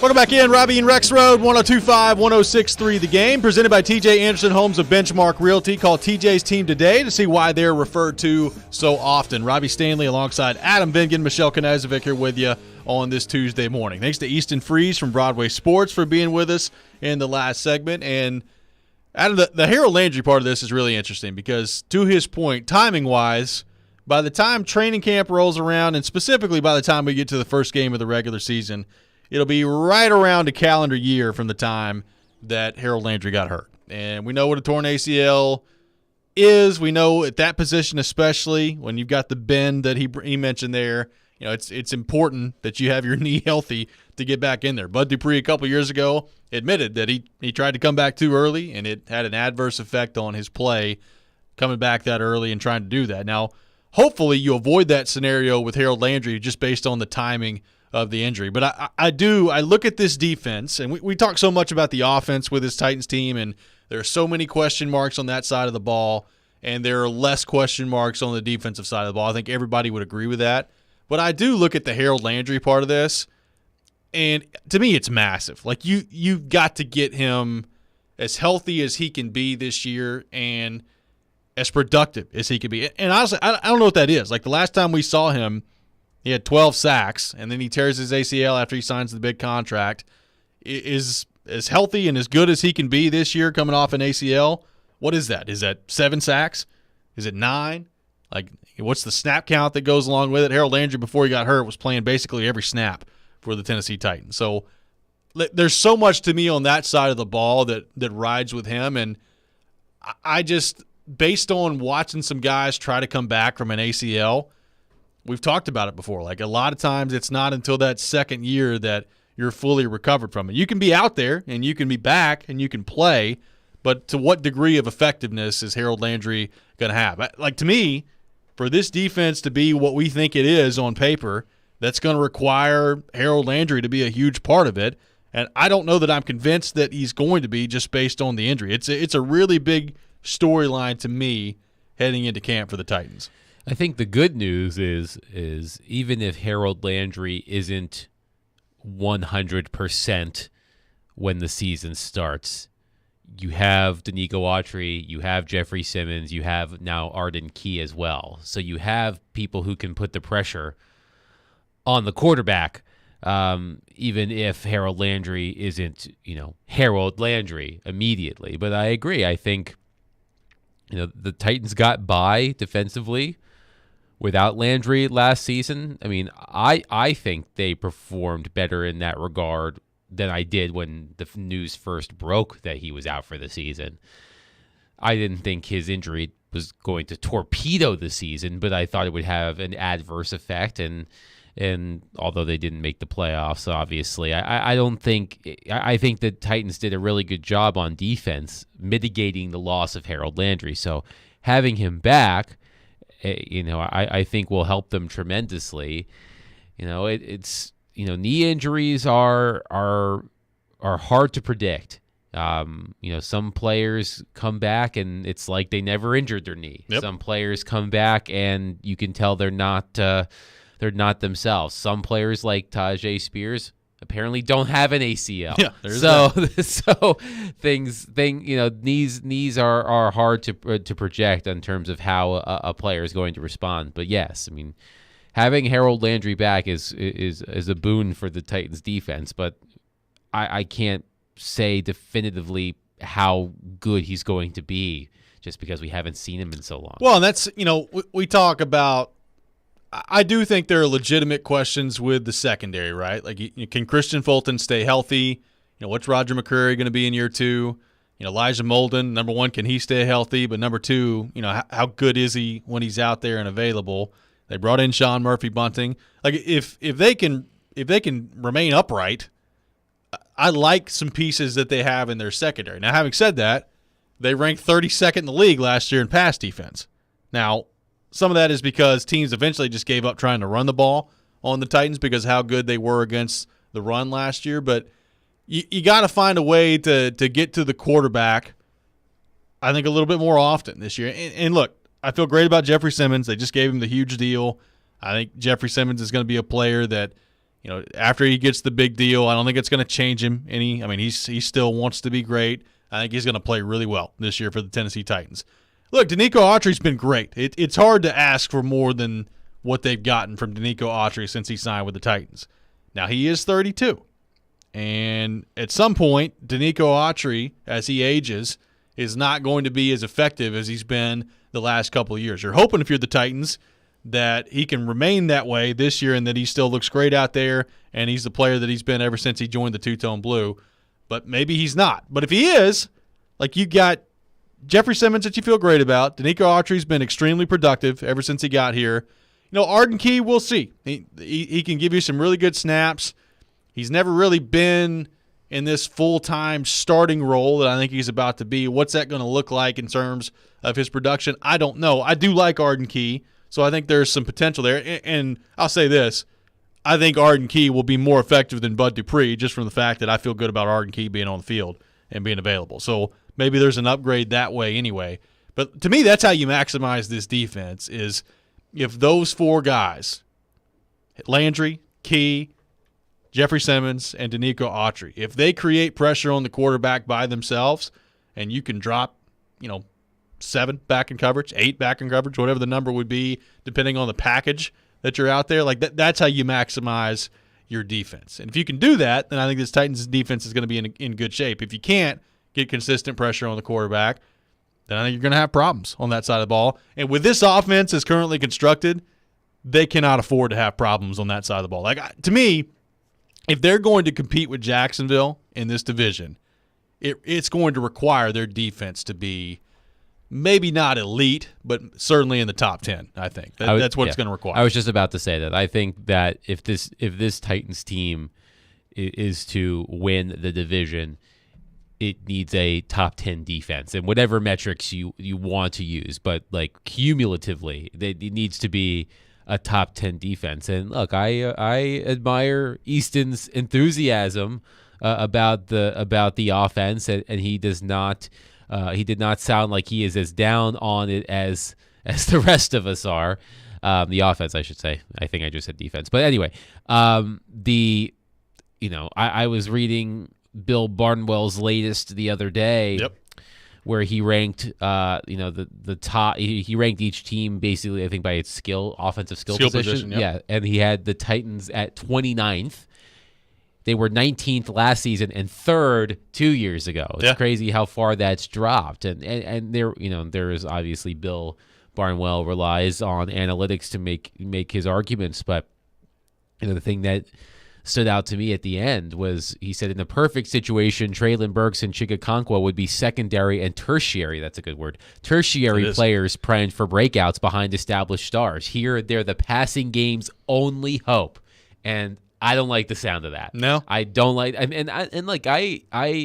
I share some of Easton's enthusiasm for Chigakonkwo. I do think that, he is going to be a breakout player in the NFL this year, and he's going to get a lot of opportunities because at this very moment there aren't a lot of wide receivers on this team that you can rely on. But I think this team is going to, if this team is going to be successful, and this is assuming that DeAndre Hopkins doesn't show up, and even if DeAndre Hopkins shows up, I mean, that's going to help, that would help tremendously. But let's assume DeAndre Hopkins does not ride in on his white horse. I think that this team is going to be relying on its defense to win games more often than not. And if this offense is going to be as, whatever the opposite of prolific is, as we expect it to be, pedestrian. Yes, pedestrian might be optimistic. It might be less than pedestrian. But let's go with pedestrian. I think to balance it out, I agree with you completely. I think this defense needs to be a top 10 unit in whether it's passing and rushing yards against, sacks, advanced numbers, whatever you want to say. That this team needs to be clearly a top 10 defensive team in order to win. Coming up next, we'll get to some news on the Tennessee Vols baseball front, some news that has come out this morning. We'll pass that along to you coming up next. Also get to the football part of the Vols as well. There was an interesting article that came out at ESPN this week that has Tennessee in some pretty elite company. We'll get into that as well. All that coming up. This is Robby and Rexrode, 102.5, 106.3 The Game. The NHL Draft is coming to Nashville. Join Robbie Stanley. So the Preds have 13 picks. Willie Donick. A team would offer more. Max Hers. Great goalies he has played with. I believe there's going to be a lot of maneuvering. And Chase McCabe for Draft Night in Smashville. Live from Bridgestone Arena, Wednesday, June 28th. Draft Night in Smashville is presented by the International Brotherhood of Electrical Workers, Local 429, and by Oil Fire Whiskey. You will like it. She will love it. On 102.5 and 106.3 The Game. And the Game Nashville app. Hey, it's Jared from my friends at Hiller. Hiller's Heat Wave Heroes are keeping you from getting burned this summer. If you know your home needs an air conditioning replacement, do not wait until it breaks down. You do not want to be sweating in your home. This month, get a free UV light and free electronic air cleaner when you buy select new HVAC systems. Or get a whole home water filtration for just $59 a month. Or get a new whole home generator for just $139 a month. Call Hiller's Heat Wave Heroes to save the day. Visit happyhiller.com to book. The clock is ticking on Genesis Diamond's amazing finance offer. You have until 6 p.m. Saturday to take advantage of the hottest offer of the summer. 5 years, 0 interest financing. Get in now and splurge. Maybe treat yourself. Planning to propose? Get that stunning designer engagement ring starting as low as $67 a month. Or a 3-carat lab-grown center diamond just $99 a month. Nothing down and no interest for 5 years. But hurry, this incredible offer ends Saturday and will not be extended. Only at Genesis Diamond, Green Hills and Cool Springs. On approved credit, see store for details. AM radio provides always-on news, sports, talk, traffic, and weather reports. And it's also a vital service that provides important emergency information when your community needs it most. Tell Congress you need AM radio to stay in your car. Because when cell phones and the internet are down, this free emergency service is critical. And when you don't have electricity, radio in the car is often your only lifeline. Text AM to 52886 and tell Congress we need AM radio in cars. This message furnished by the National Association of Broadcasters. This is a special alert to all Americans who own a vehicle with less than 200,000 miles with an auto warranty about to expire or with no warranty coverage at all. Due to a decline in the economy, CarShield is announcing a low-cost month-to-month vehicle protection plan that is now available to the public to save any driver out-of-pocket expenses on future auto repairs. Call now to find out how you can pay almost nothing for covered auto repairs. Yes, you heard that correctly. Pay almost nothing for covered auto repairs. An open phone line has been established for all drivers to call for a free quick quote. Call 800-484-5131 now. Drivers who are covered will not have to pay for covered repairs again. This protection plan is at an all-time low. Additionally, drivers who activate this vehicle protection today will also receive free roadside assistance, free towing, and car rental options at no additional cost. Call us for your free quick quote today. 800-484-5131. That's 800-484-5131. What do you have to lose? Call 800-484-5131. Again, 800-484-5131. Get in zone, AutoZone. Welcome to AutoZone. What are you working on today? I think my battery's dead. With free battery testing and charging, AutoZone is here to help. Get in zone, AutoZone. What if I need a new one? We have the right batteries right here at America's #1 battery destination. Get in zone, And what if I don't know how to connect it? No problem. We have a how-to for you at AutoZone.com. Get in zone, AutoZone. Restrictions apply. Bon appetit. Take some Titans. Play fake, Tannehill. Some Preds. Stop by steroids. Even some hoops. Water shot is good. Put it in a blender. And what do you have? Chase and Michelle. Yeah, of course. See it if you're watching on the stream. The fastest 2 hours in sports radio. Weekday mornings at 9 on 102.5 and 106.3 The Game. And the Game Nashville app. Hey Nashville, this is Penny Hardaway, University of Memphis coach. You're listening to Nashville's best sports talk, ESPN 102.5 The Game. Welcome back in, Robby and Rexrode, 102.5, 106.3 The Game. We are streaming live on Twitch, Twitter, YouTube, and Facebook. Our video streaming brought to you by Superbook, live from our 102.5 The Game studio, brought to you by Hiller Plumbing, Heating, Cooling, and Electrical. I got some tickets to give away, a pair of tickets to see Monster Jam, the Monster Jam World Finals at Nissan Stadium from a suite coming up this Saturday. Be caller number 5, 615-737-1025, 615-737-1025. Caller number 5 will win a pair of tickets to see Monster Jam World Finals at Nissan Stadium from a suite coming up this Saturday, 615-737-1025. So, Adam, there is some news on the Tennessee baseball front, and we've talked some about this over the course of the past week. A lot of noise around Chase Burns and where he's going to go and whether or not he's entering the transfer portal. And Tony Vitello, Tennessee baseball coach, confirmed this morning on the Sports Animal in Knoxville that Chase Burns has indeed entered the transfer portal and that he's going to be heading somewhere else. So it looks like Tennessee is about to lose what was projected to be their top starter next year, their Friday starter in Chase Burns, and a guy who could go, I think will go very high in the 2024 draft and could potentially go number 1 overall in the 2024 MLB draft. So obviously it's a big blow for Tennessee, Tony Vitello, and the Tennessee baseball program. And now the interesting part, Adam, is going to be where does he go? Like if Chase Burns is entering the transfer portal, where does he end up? I threw this out there yesterday. You know, he grew up here and he went to Beach High School. He was in this area. I do wonder if Vanderbilt is a possibility. And you talk about spicing up a rivalry in college baseball. Tennessee and Vanderbilt already don't like each other anyway. But if Chase Burns goes from Tennessee and transfers to Vanderbilt, that would be quite something for next year's college baseball season. Yeah, for sure. And with the way that the Tennessee baseball program has been trending compared to how Vanderbilt has been performing over the past few years, not making it out of the regional. I know that you and Joe have had plenty of conversations about whether or not Tennessee has started to bypass Vanderbilt as the top baseball program. Now I think common knowledge would dictate that until Tennessee wins a national championship, which Vanderbilt has done multiple times, that Vanderbilt remains the class of the Tennessee, the state of Tennessee in terms of baseball programs. But injecting Chase Burns into the rivalry in a different uniform, would be something. So, I imagine LSU. Yeah, I'm sure LSU's a factor. Will be sniffing around as well. Oh yeah, newly crowned national champions. That would be something. The golden age of LSU athletics. Yeah, it is.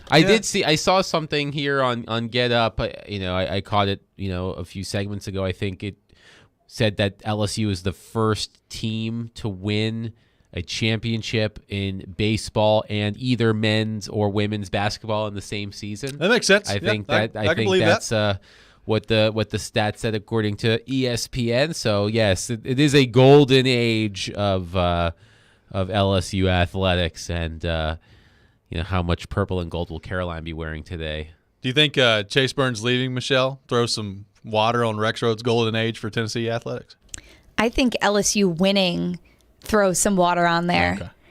But yes, I guess we'll see how the team looks next year. But losing him is not good. It's a big loss for, I know we talked about there'd been some rumblings that he was in the transfer portal, and then to have Tony Vitello confirm it this morning, not good for Tennessee baseball in general, the fans, and especially,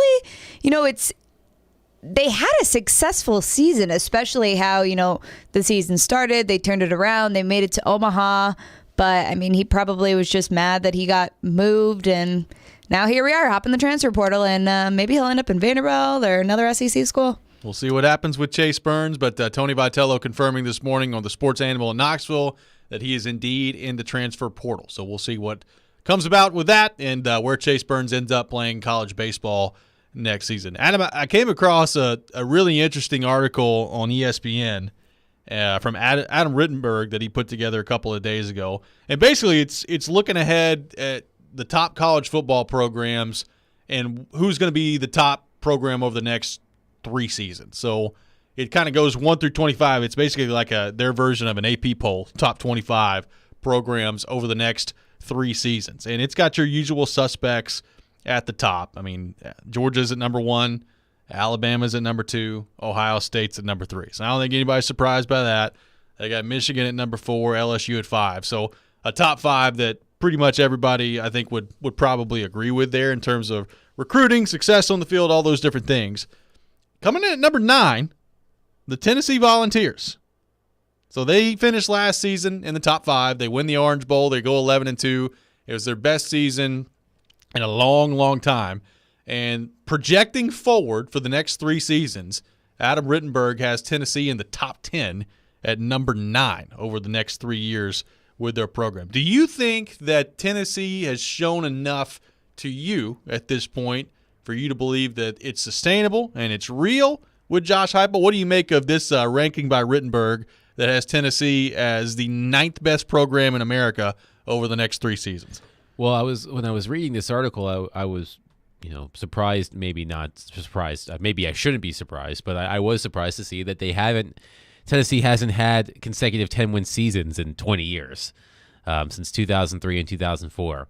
And you have a better handle on this than I do. I think with, Josh Heupel's offense that they will always have a chance to win. I think that's a big part of this. How do you feel about the defense? It's almost like where it's like the opposite conversation that we were having about the Titans just now. Not perfectly, but the Volunteers have an excellent offense and probably some question marks on defense. Is that fair to say? Oh, I think it's 100%. Last year, their defense, totally cratered against South Carolina, and you could make an argument it was the difference in them making the college football playoff or not. It was them just totally falling apart against South Carolina in that game. So that's a huge question coming into this year. Now they've recruited really well, and I think there's a chance that their defense could be significantly improved this season. Now, having said that, and Joe's thrown this out there, and I think I agree with it for the most part, I think it's going to be really hard for them to ever have an elite defense, like an upper echelon defense, just because of the way that they play. Like their offense,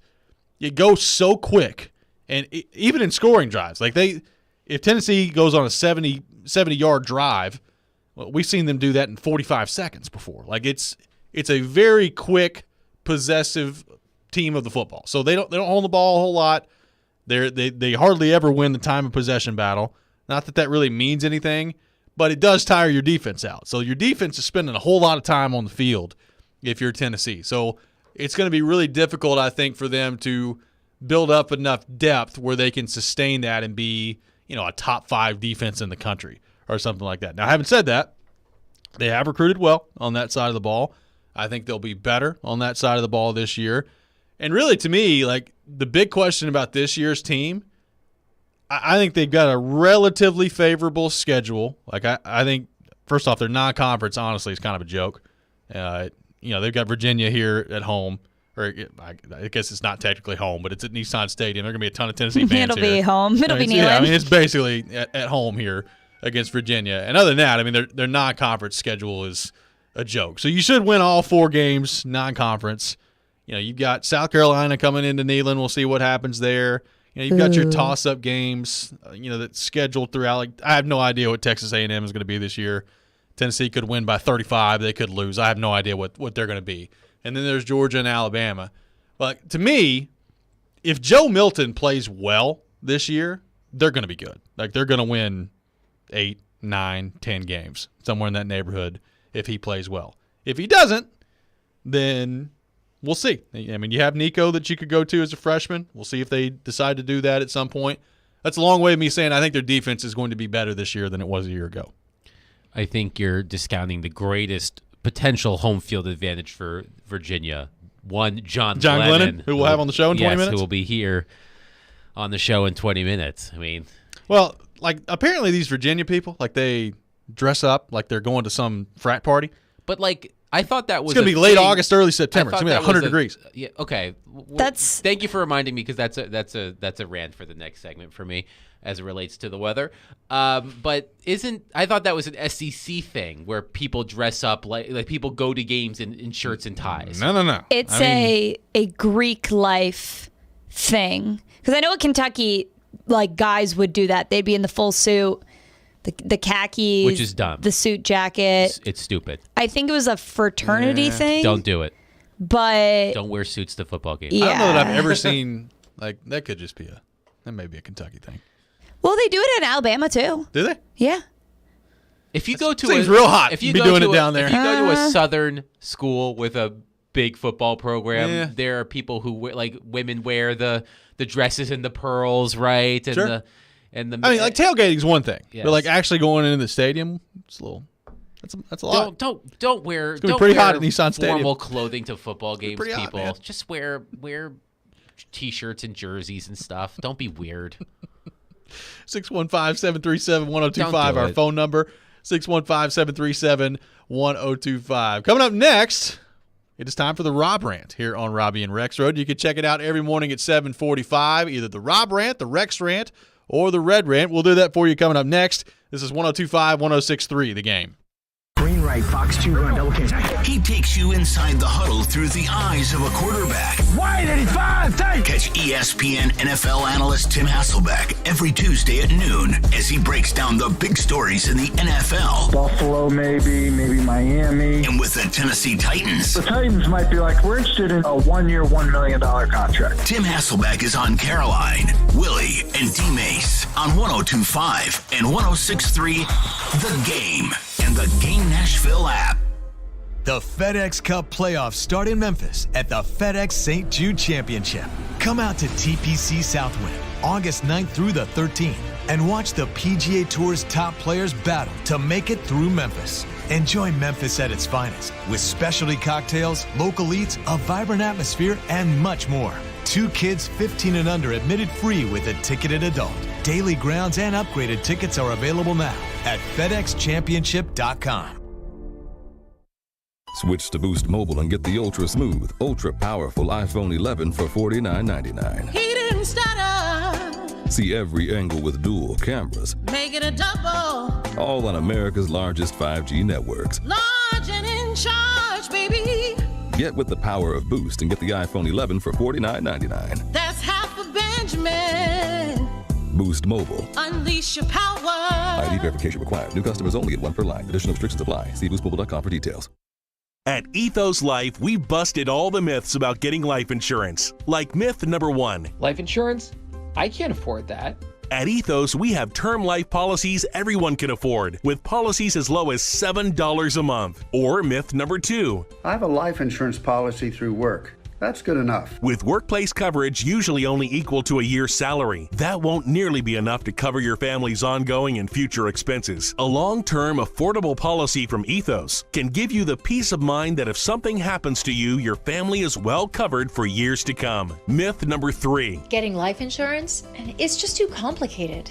At Ethos, our 100% hassle-free online process can give you a quote in seconds, application in minutes, and coverage in hours. With no medical exams or blood work needed, just answer a few health questions. Get your free online estimate at ethoslife.com. That's ETHOS life.com. Rates will vary based on age, underwriting, face amount, and type of policy.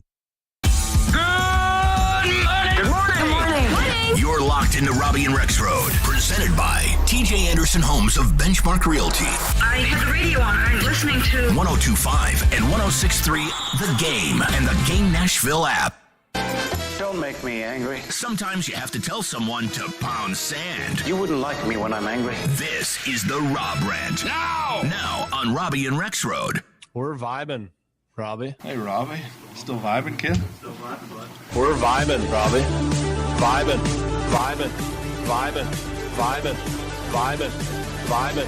Vibe, vibe, vibe, vibe, vibe, vibe, vibe, vibe. We're vibing, Robby. Ah, yes. It is that time of the day. Time for the Rob Rant here on Robby and Rexrode. Was that being retired? I don't think so. We've had people really worried about that. Some people were asking us about that yesterday in the aftermath of Johansson being traded. Like, are we getting rid of that? No. I say no. And all of we keep it going. I just have to say this before we get to your rant. Sure. Of all of the memories and things that we've been talking about Ryan Johansson, I have not heard one mention of what I think is the most epic Ryan Johansson moment. Okay. Post-game Western Conference Final. That was awesome. With Ryan Kessler. We need to find that audio at some point. It was the greatest moment maybe in Predators history. I think it was after Game 1 of the Western Conference Final. It was definitely in Anaheim. But he was just like... He's a joke. He's like, I don't know how his family and friends can root for that guy. It's just like, oh, my God. It was awesome. I mean, look, there's a lot of... There's a lot of great Johansson moments that you and I have witnessed. That's up there. Very few of them were actually on the ice. But... He had his moments on the ice. I'm not saying he didn't. I'm just saying like the ones that I remember the most probably have nothing to do with him playing. No, he was. I say was. It's not like he's dead, but he he's not here anymore. He is a character.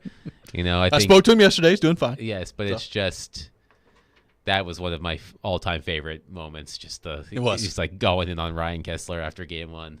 And then it was good. It was. I mean, we do need to find that audio. It was amazing. So, Adam, I feel like this rant that I'm about to embark on is turning into an annual tradition at this point, and maybe not even an annual tradition because I feel like I do this in the NFL too. There's always when voting comes out. So the NHL awards are here last night here in Nashville, and quite frankly, there were very few surprises last night. I mean, Connor McDavid, with the season he had, you knew was going to win the Hart Trophy.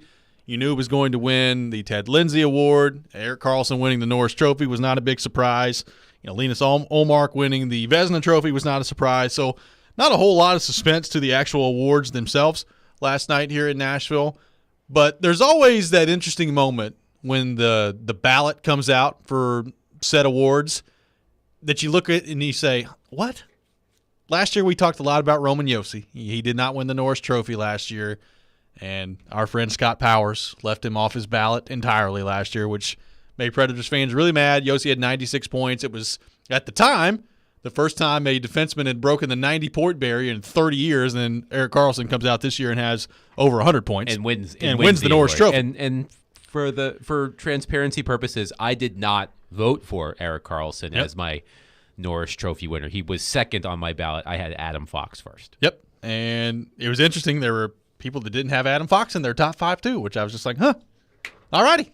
Interesting voting. I also just, I had Cale Makar over Roman Josi last year, so kind of kept that same line of thinking. Yep, anyway. There you go. So the Hart Trophy voting, which for those of you who don't know is basically the NHL MVP award. Yes.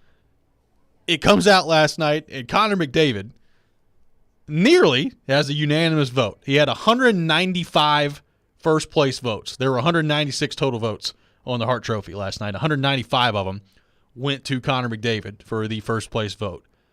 There was one person who not only did not vote for Connor McDavid to win the Hart Trophy, which I think is egregious enough of a violation in and of itself, but that same person, they didn't have him second. They did not have him third. They didn't even have him fourth. They had Connor McDavid fifth in the Hart Trophy voting, which to me is just completely crazy. Now, David Pastrnak had a fabulous season for the Boston Bruins, and he got the first place vote that this person voted McDavid fifth on. Which is why we assume that the person that made that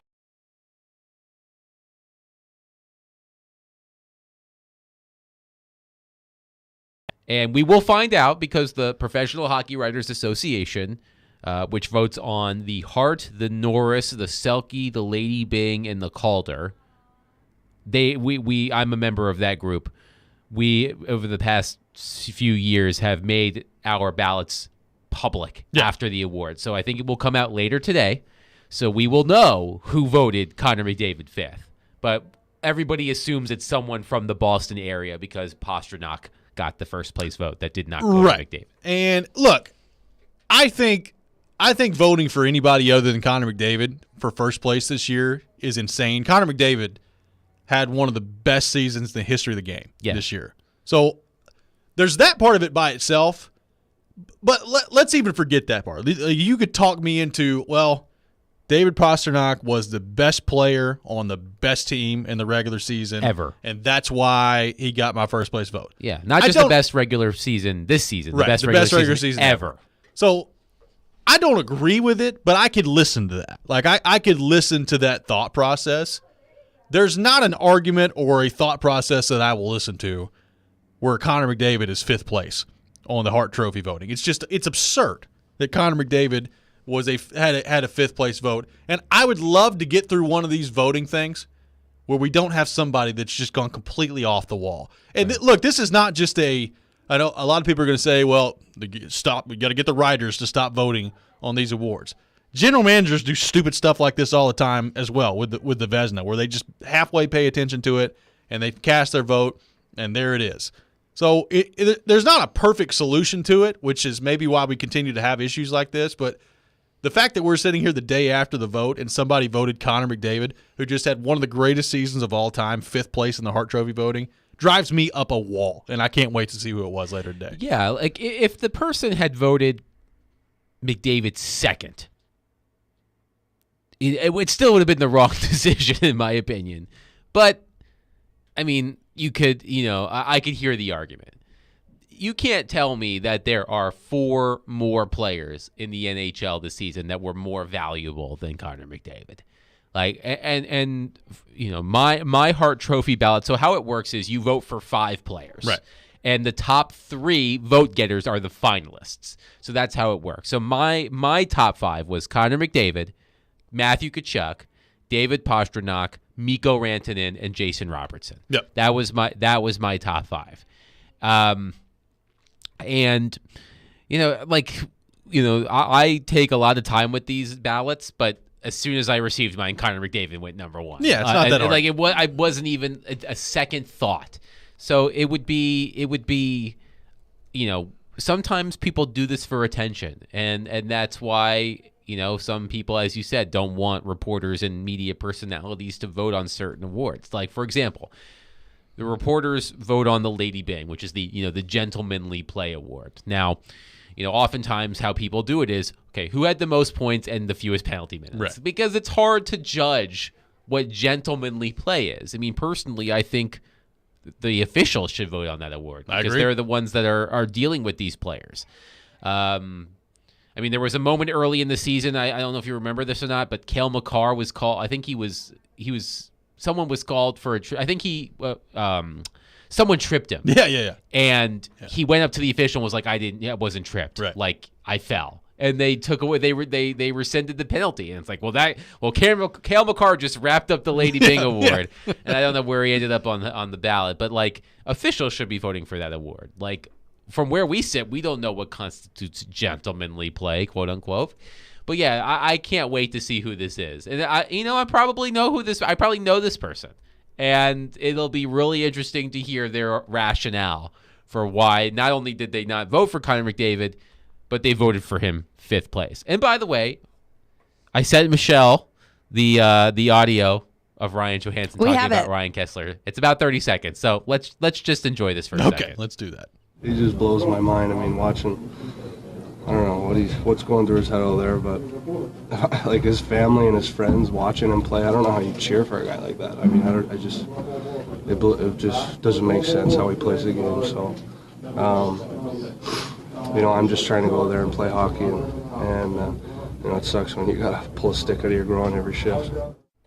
God bless Ryan Johansson. So good. I was just listening. I was like, no one's mentioned that yet. Like that to me is an all-time moment, all-time Predators post-game moment. But, Ryan Johansson, I'm sure he'll be just fine in Colorado. But, yeah, like, the voting made no sense. And I just want to throw this in really quickly. Here's my very mini rant. Okay. For all of my out-of-town colleagues who have come in for the NHL awards, I don't know if you know this or not. We're in the South. It's late June. It's hot. It's going to be pretty warm. Get over it. I love you. I love you. Well, most of you. I don't love everybody. But it's hot. We get it. And it's especially hot this week. Oh, I saw the amount of tweets I saw yesterday of, well, just landed in Nashville, and it's very hot. Like, yeah. Yes. It is. Wait till Thursday. Yes. This is the South in the summertime. I've lived here. I've lived here now for more than 8 years. I know you've been living here a lot longer than that. But I've developed I've grown some gills to be able to breathe through this oppressive humidity. But guys, it's going to be hot. The NHL is getting the true Nashville experience in late June. They're lucky. They're lucky that the draft's not, in Dallas starting Thursday and finishing Friday, because like this weekend it's gonna be a heat index of like 110. So. Listen, I was in Dallas this past weekend. 108, ladies and gentlemen. Pretty hot. I promise you, Nashville, it could be a lot worse. But yes, so we know it's hot, guys. We love you. We're glad you're here. We're glad you're having a good time. But toughen up. Toughen up. 615-737-1025, our phone number, 615-737-1025. Coming up next, we will be joined by John Glennon from the Nashville Post. We'll get into all things Nashville Predators with him. That's next. This is Robby and Rexrode, 102.5, 106.3, The Game. Stuck at work without a radio? Wait a minute. Disastrous. I hate that. It's got to be there. That's okay. Download the Game Nashville app or go to thegamenashville.com and listen live. We are Nashville's best sports talk, 102.5 and 106.3, The Game. ElectronicExpress.com. We make it happen. Baseball fans, your home for the best baseball action is 102.5 The Game and 94.9 The Fan with the ESPN Game of the Week and the Nashville Sounds. It's all brought to you by Superbook Sports, the #1 sports book in Vegas. Download the Superbook app today. Men, at the Tennessee Men's Clinic, our urologists and providers have been helping guys with erectile dysfunction and other sexual health issues for years. And unlike some, at the Tennessee Men's Clinic, we take a comprehensive approach to your sexual health. Our sole focus is to treat ED and related conditions. ED can be affected by a bunch of things, from hormones, prostate issues, medical conditions, and even simply aging. The fact is, most guys experience it at some point in life. If you're suffering with ED, it's extremely important to see a provider that understands how your medical conditions, hormone levels, and other factors can impact your ability to have sex. That's why you should come to the Tennessee Men's Clinic, where we have treatments that are effective in nearly 90% of cases. I can't tell you how many guys we've seen that thought their situation was hopeless, only to be wildly surprised. So give us a call today. We'll do some blood work with a T-check and a medical consult to give you the best shot at success. Call 615-208-9090 or go to TennesseeMen'sClinic.com. We have 2 offices, Midtown and Franklin. Visit our website to learn more, including side effects. Treatments extra, results vary. 1 Mississippi, 2 Mississippi. Keep counting at those stop signs, Alex. Full stop and doesn't go until she counts to 5, McSweeney. Because you are a safe driver. And like most drivers who sign up for Snapshot from Progressive, which customizes your rate for how and how much you drive, you could earn a discount for your good driving. So don't turn into an Alex rolling stop and goes whenever she wants, McSweeney. Because once an Alex full stop and doesn't go until she counts to 5, McSweeney, always an Alex full stop. Well, you know the rest. Sign up for Snapshot today. Progressive Casualty Insurance Company and affiliates. Snapshot not available in all states or from all agents. This is a special alert to all Americans who own a vehicle with less than 200,000 miles with an auto warranty about to expire or with no warranty coverage at all. Due to a decline in the economy, CarShield is announcing a low-cost month-to-month vehicle protection plan that is now available to the public to save any driver out-of-pocket expenses on future auto repairs. Call now to find out how you can pay almost nothing for covered auto repairs. Yes, you heard that correctly. Pay almost nothing for covered auto repairs. An open phone line has been established for all drivers to call for a free quick quote. Call 800-484-5131 now. Drivers who are covered will not have to pay for covered repairs again. This protection plan is at an all-time low. Additionally, drivers who activate this vehicle protection today will also receive free roadside assistance, free towing, and car rental options at no additional cost. Call us for your free quick quote today. 800-484-5131. That's 800-484-5131. What do you have to lose? Call 800-484-5131. Again, 800-484-5131.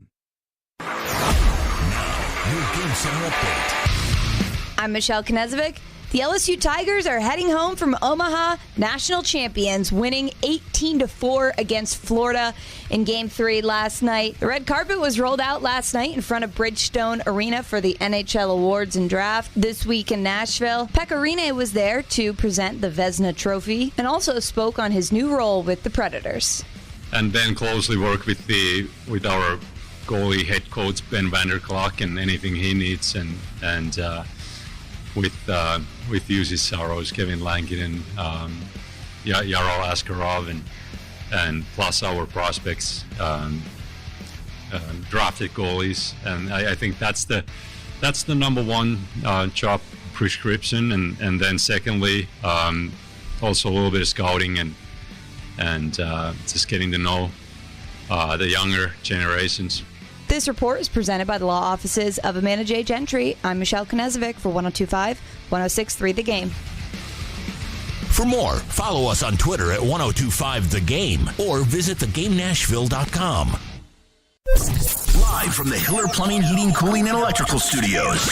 WPRT FM Pegram, WPUZ HD2 Laverne.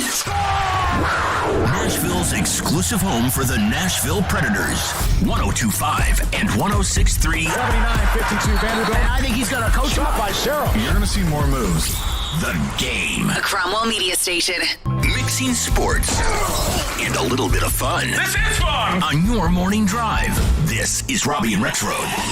With Robbie Stanley and Joe Rexrode. Presented by TJ Anderson Homes of Benchmark Realty. On Nashville's best sports talk. 1025 and 1063 The Game. And on the Game Nashville app. Ladies and gentlemen, it's showtime. Final hour, Robby and Rexrode, 102.5, 106.3 The Game. Robbie Stanley, Adam Vingan, Michelle Knezovic here with you on this Tuesday morning. We are discussing the Nashville Predators, and to help us do that, we go to our 102.5 The Game phone line, driven by WilsonCountyHyundai.com, and welcome in our friend John Glennon from the Nashville Post. Johnny, good morning. How we doing? I'm doing well. How are you guys? Awesome. Appreciate you taking time to be with us. So, John, you spoke with Barry Trotz over the weekend in the aftermath of the Ryan Johansson trade. What was your biggest takeaway from that conversation, and what does, I guess, Trotz's approach to the Johansson part of this signal to you about how he views this team and this roster right now? Yeah, I think he has certainly taken a long-term, view of this team right now, which he should. I mean, it's certainly a retooling, a redeveloping or developing time for this franchise. When Barry Trotz took a look at that and looked at where things were going, I just don't think Ryan Johansson fit in the long-term plan. And I think that's understandable. As kind of valuable as Ryan Johansson was, he was not an elite center in this league. I don't think anyone could make an argument for that. And when your salary is $8 million per year, as Ryan Johansson's was, I think one of the most important things Barry Trotz said is, your highest paid players absolutely have to be your best players. And that was not necessarily the case with Ryan Johansson. I think he was a good player, but certainly I think the Predators can get players to do what he did for less. And his movement also allows more opportunity for those younger guys that we started to see quite a bit of last year. Cody Glass and Tommy Novak, Juuso Parssinen, all guys that are going to need more ice time in order to develop. So, I think it was certainly a logical and a good move by Barry Trotz. But, I guess if one thing maybe stands out, or I don't know if it's a surprise, but stands out a little bit about Barry Trotz so far, he's certainly not afraid to take those big swings. He's moved on from John Hines in one of his first moves, and he moved on from Ryan Johansson. So, if anybody thought that Barry Trotz was going to kind of tiptoe into his role as general manager, as generally you think of Barry Trotz, he's kind of a laid-back, good guy personality. But, I think he certainly, realizes that he's going to make some tough decisions in this job, and he's kind of come out swinging, in my opinion. Well, John, to that point, now the Predators have roughly $19.5 million in cap space. Now, they got to re-sign Cody Glass, and we'll see what they do with Alex Carey and all those things. But they got a lot of money at their disposal now with Johansson, half of his contract coming off the books. So what do you make of the cap space that they have, and how aggressive do you think Barry Trotz will be or should be to use some of that as they get through this offseason here? Yeah, you make that kind of move for a reason. All of a sudden the Predators have $4 million more than they would have, prior to the Johansson deal. So, they talked about it a little bit yesterday. I don't think this is going to be a situation where the Predators are going to be diving into unrestricted free agency on Saturday. It doesn't make a great deal of sense at this point. As we talked about, this is a team that's developing. They've got young players that need ice time and so forth. So it doesn't make a whole lot of sense to go out and get some of those UFAs. There's some flashy names out there. But, obviously, as is usually the case with free agency, most of these guys are, over 30 in the latter portion of their career. And it doesn't make a whole lot of sense for a team like the Predators to dive into UFA. Now, when you look at restricted free agency, maybe a different situation. The guys there's a wealth of talent in the RFA market. So, if you're the Predators, do you take that big step and make an offer sheet to some of these really talented restricted free agents? You've got the money now. So if you see a team that's tied up, close to the cap, do you try to strike and pry one of those potential restricted free agents away? Possibility. Those don't often work. We haven't seen those work very often in recent years, but maybe that's a thought. And then the other, kind of a similar vein there, if there are teams that know that they're not going to be re-signing their restricted free agents, either unwilling or unable, do you step in there and say, hey, we're a trade partner here. We can take on that guy. We can pay a salary to approach a guy that's, that's not going to be on your roster, so come talk to us. So those are some of the things that you could see the Predators do with that little extra cash and the $19.5 million that they have right now. John Glennon of the Nashville Post joining us on Robby and Rexrode. John, the Predators have plenty of draft picks to work with starting tomorrow. 2 first-rounders, 2 second-rounders, 3 third-rounders, 3 fourth-rounders, and 2 fifth-rounders. So a lot of ammunition for the Predators. What would you say the likelihood is that the Predators actually use all of those picks on themselves? Or do you think they package some of those picks, and they also have multiple draft picks next season as well? What do you think the likelihood is that they actually make all of those picks? Or do you think Barry Trotz and David Poile package some of those picks to either move up in the draft or to acquire some of the talent that you were talking about? Yeah, I kind of have a feeling that we'll see some wheeling and dealing from the Preds. I think they certainly want to package some of those picks and move up. I mean, they've talked about it. That's one thing. I was going to say that's been a little bit different. We're used to David Poile talking before the draft, and kind of keeping things very close to the vest, and not disclosing much of his strategy. And here comes Barry Trotz, and you say, hey, Barry, you trying to move up in the draft? Oh yeah, sure, yeah, we're trying to move up into the top 4. We'd love to get one of those picks up there. So it's a little bit different strategy in terms of being public about it, which is kind of nice for Preds fans to get a sense of what's going on. But yeah, I certainly think they would like to move up into that top 4 group. Barry Trotz talked about how all 4 of those players are really incredible talents.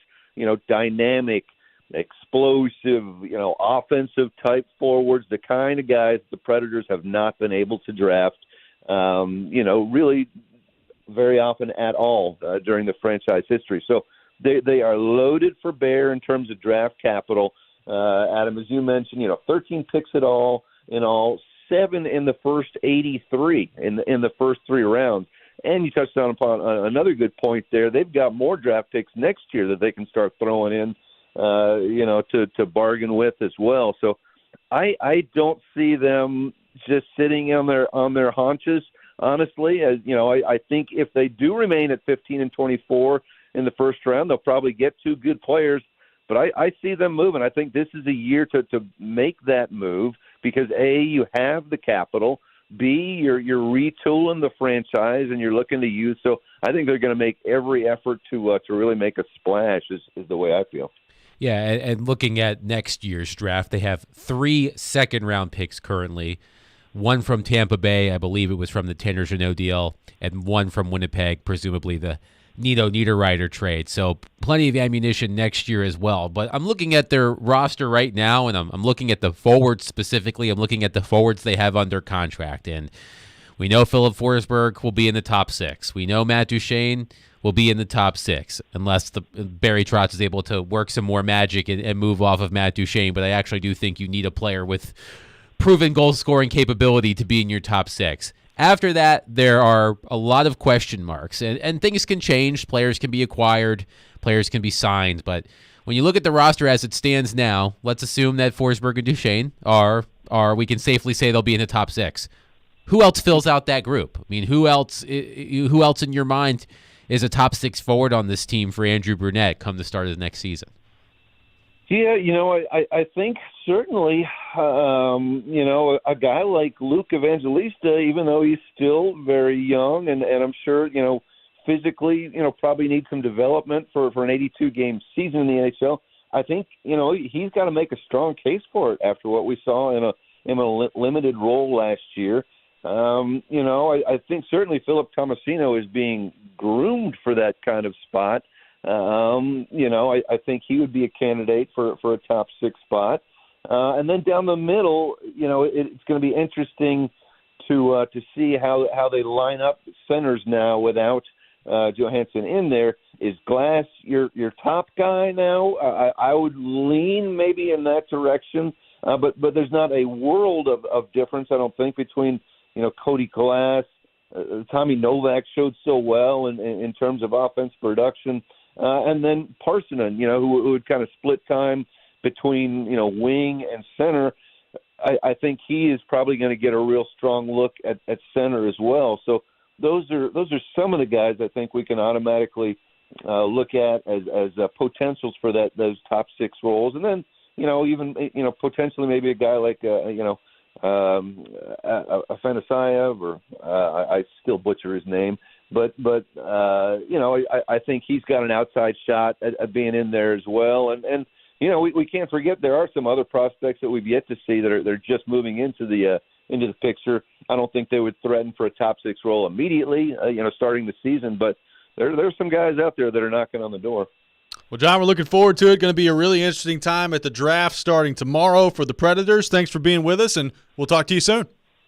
Okay, thanks, guys. John Glennon from the Nashville Post, our guest here on Robby and Rexrode. We'll take your thoughts on the Preds. 615-737-1025, our phone number. 615-737-1025. We'll have more on that coming up next. Speaking of the Preds, the Nashville Predators have partnered with Tractor Supply to bring you the 25th anniversary block party at Bridgestone Arena. Tractor Supply is here to help you live a life you love. Today and tomorrow, Music City welcomes events featuring the 25th anniversary concert and NHL draft. Fans can enjoy this free party featuring live music, red carpet walks, games, alumni autographs, food trucks, activations, and more. You can find more information on NashvillePredators.com. This is Robby and Rexrode, 102.5, 106.3 The Game. Hey guys, it's Mike at Newton Chevrolet GMC in Shelbyville. It's finally starting to warm up out there, right? You know what that means. Warmer temperatures means AC units better be ready to go. Is your car's AC not keeping up with the summer sun? Or are you relying on the open windows to keep you cooled off? Maybe it's time for an upgrade. And we've got you covered like sunscreen on a lifeguard's nose. If you're looking for a reliable used car, we've got them starting at just $9,000. And most of our used vehicles are covered with the Newton's Certified Pre-Owned Warranty, so that you'll have even more peace of mind. If you want more of an upgrade, our new car selection of Chevys and GMCs is waiting for you. From trucks to reliable SUVs and everything in between. And on certain Chevy units this month, you won't have to make a payment for 90 days. Don't keep sweating your way through summer. Get a great AC upgrade from Newton Chevrolet GMC in Shelbyville, Tennessee today. Visit NewtonChevroletGMC.com today. That's NewtonChevroletGMC.com. The clock is ticking on Genesis Diamond's amazing finance offer. You have until 6 p.m. Saturday to take advantage of the hottest offer of the summer. 5 years, 0 interest financing. Get in now and splurge. Maybe treat yourself. Planning to propose? Get that stunning designer engagement ring starting as low as $67 a month. Or a 3-carat lab-grown center diamond just $99 a month. Nothing down and no interest for 5 years. But hurry, this incredible offer ends Saturday and will not be extended. Only at Genesis Diamond, Green Hills and Cool Springs. On approved credit, see store for details. Hey, are you seeking relief? Maybe you just want to enhance your day or night. Did you know there are legal THC products available right here in Tennessee? Yeah, really. You can have legal THC products shipped directly to the comfort of your home. Yes, comfort in cannabis is only a website away. Visit greentreescompany.com. That's Green Trees with a Z, and change your life today.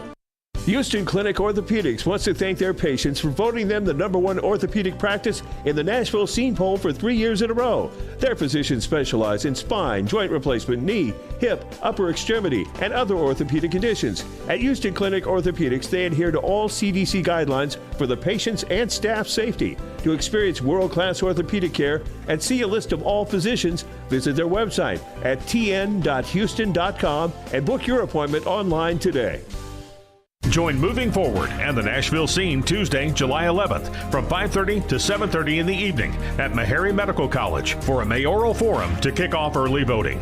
Hear Nashville mayoral candidates' plans for improving the rising transportation issues in Nashville, Davidson County. Visit movingforwardmidtn.com today. That's movingforwardmidtn.com to register for free. Want to weigh in on the conversation? It's a brain booster. Slide into our DMs. Or just text or call at 615-737-1025. Our phone line is driven by WilsonCountyHyundai.com. You're locked into Robby and Rexrode. Every morning, first thing. Presented by TJ Anderson Homes of Benchmark Realty on 102.5 and 106.3 The Game and the Game Nashville app. Coming up tomorrow night at 6 o'clock, it's draft night in Smashville with myself, Willie Donick, Max Hers, and Chase McCabe live from Bridgestone Arena for the 2023 NHL Draft. And NHL Draft coverage brought to you by the International Brotherhood of Electrical Workers, Local 429, Electronic Express, Oil Fire Whiskey, and Farm Bureau Health Plans. Welcome back in, Robby and Rexrode, 102.5, 106.3 The Game. We are streaming live on Twitch, Twitter, YouTube, and Facebook. Our video streaming brought to you by Superbook, live from our 102.5 The Game studio, brought to you by Hiller Plumbing, Heating, Cooling, and Electrical. We will have Nick Kotsanika from NHL.com joining us at 8:30. We'll get into the NHL awards and the NHL Draft with him coming up. So looking forward to that here and the in weather. About 15 minutes, and maybe the weather and the as weather. well, coming up at 8:30. So all that coming up. Right now, taking your thoughts on the Preds, 615-737-1025, our phone number on our phone and text lines, driven by WilsonCountyHyundai.com. Thanks to John Glennon for being with us in the last segment. Matt from Camden on the text line says, is there a free agent forward on the market that the Preds could sign that would fill the, quote, big boy forward, end quote, role, or do you think they're going to stay young and make moves in the draft to get that guy? This is from Matt from Camden. The answer is no. There is no forward on the free agent market that fits that description. Now there are forwards that are rumored to be available via trade. We've talked a lot about Alex DeBrincat. Pierre-Luc Dubois is expected to be moved. Reports have connected him to the Los Angeles Kings. But if you just sort, like I'm on Cap Friendly right now, and you just sort forwards, UFA forwards by cap hit, like expired cap hit, these are the forwards that come up. Patrick Kane used to be a quote unquote big boy forward, not anymore, and he had hip surgery this offseason, so who knows what shape he'll be in. Well, he's not signing with the Preds. No, anyway. Of course not, Yeah. but I'm just going through. Sure. Jonathan Taves, I think his career is probably over. Ryan O'Reilly, still a good player, doesn't fit that description, I don't think. Max Pacioretty played 5 games last season because of an Achilles injury. James Van Riemsdyk, old. Milan Lucic, old. Gustav Nyquist, old. Tomas Tatar, old. Like, they're just not. There's no one. It's not a good free agent market. Yeah, there's no one available on the free agent market that I think the Predators should sign to a significant deal. Now, there are players who are available, who could fill a role, that could come cheap, like, I don't know if he'll come cheap, but like Max Domi. Max Domi's been on the move a lot over the past few years. He played for Dallas this past season, and he was traded there from Chicago. He's played for Chicago.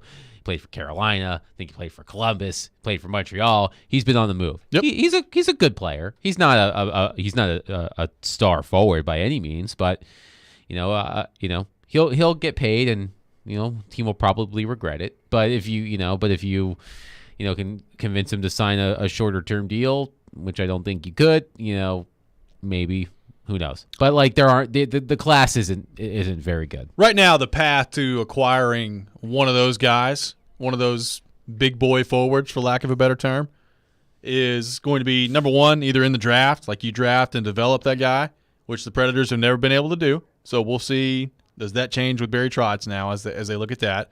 Or number two, it's involving yourself in a trade, either one that we don't see coming right now, or two that kind of pops up out of nowhere. And let's talk about DeBrincat specifically. Like, would he qualify? He's a 40-goal scorer, two-time 40-goal scorer. He had a down year last year. He scored 27. Like, I think he's a really good player. I think he's a very good goal scorer in this league. Is he a quote-unquote big boy forward? Well, I guess that depends on your definition of it. Certainly, he can help the Predators a lot. I start thinking more about like what I think Barry Trotz is thinking about, and it's a centerman down the middle to be a top-line centerman, which they've never had in the history of their franchise, and it's a really difficult thing to acquire. Let's go to our 102.5 The Game phone line, driven by WilsonCountyHyundai.com, and welcome in Jack in Nashville. Jack, good morning. Thanks for calling in.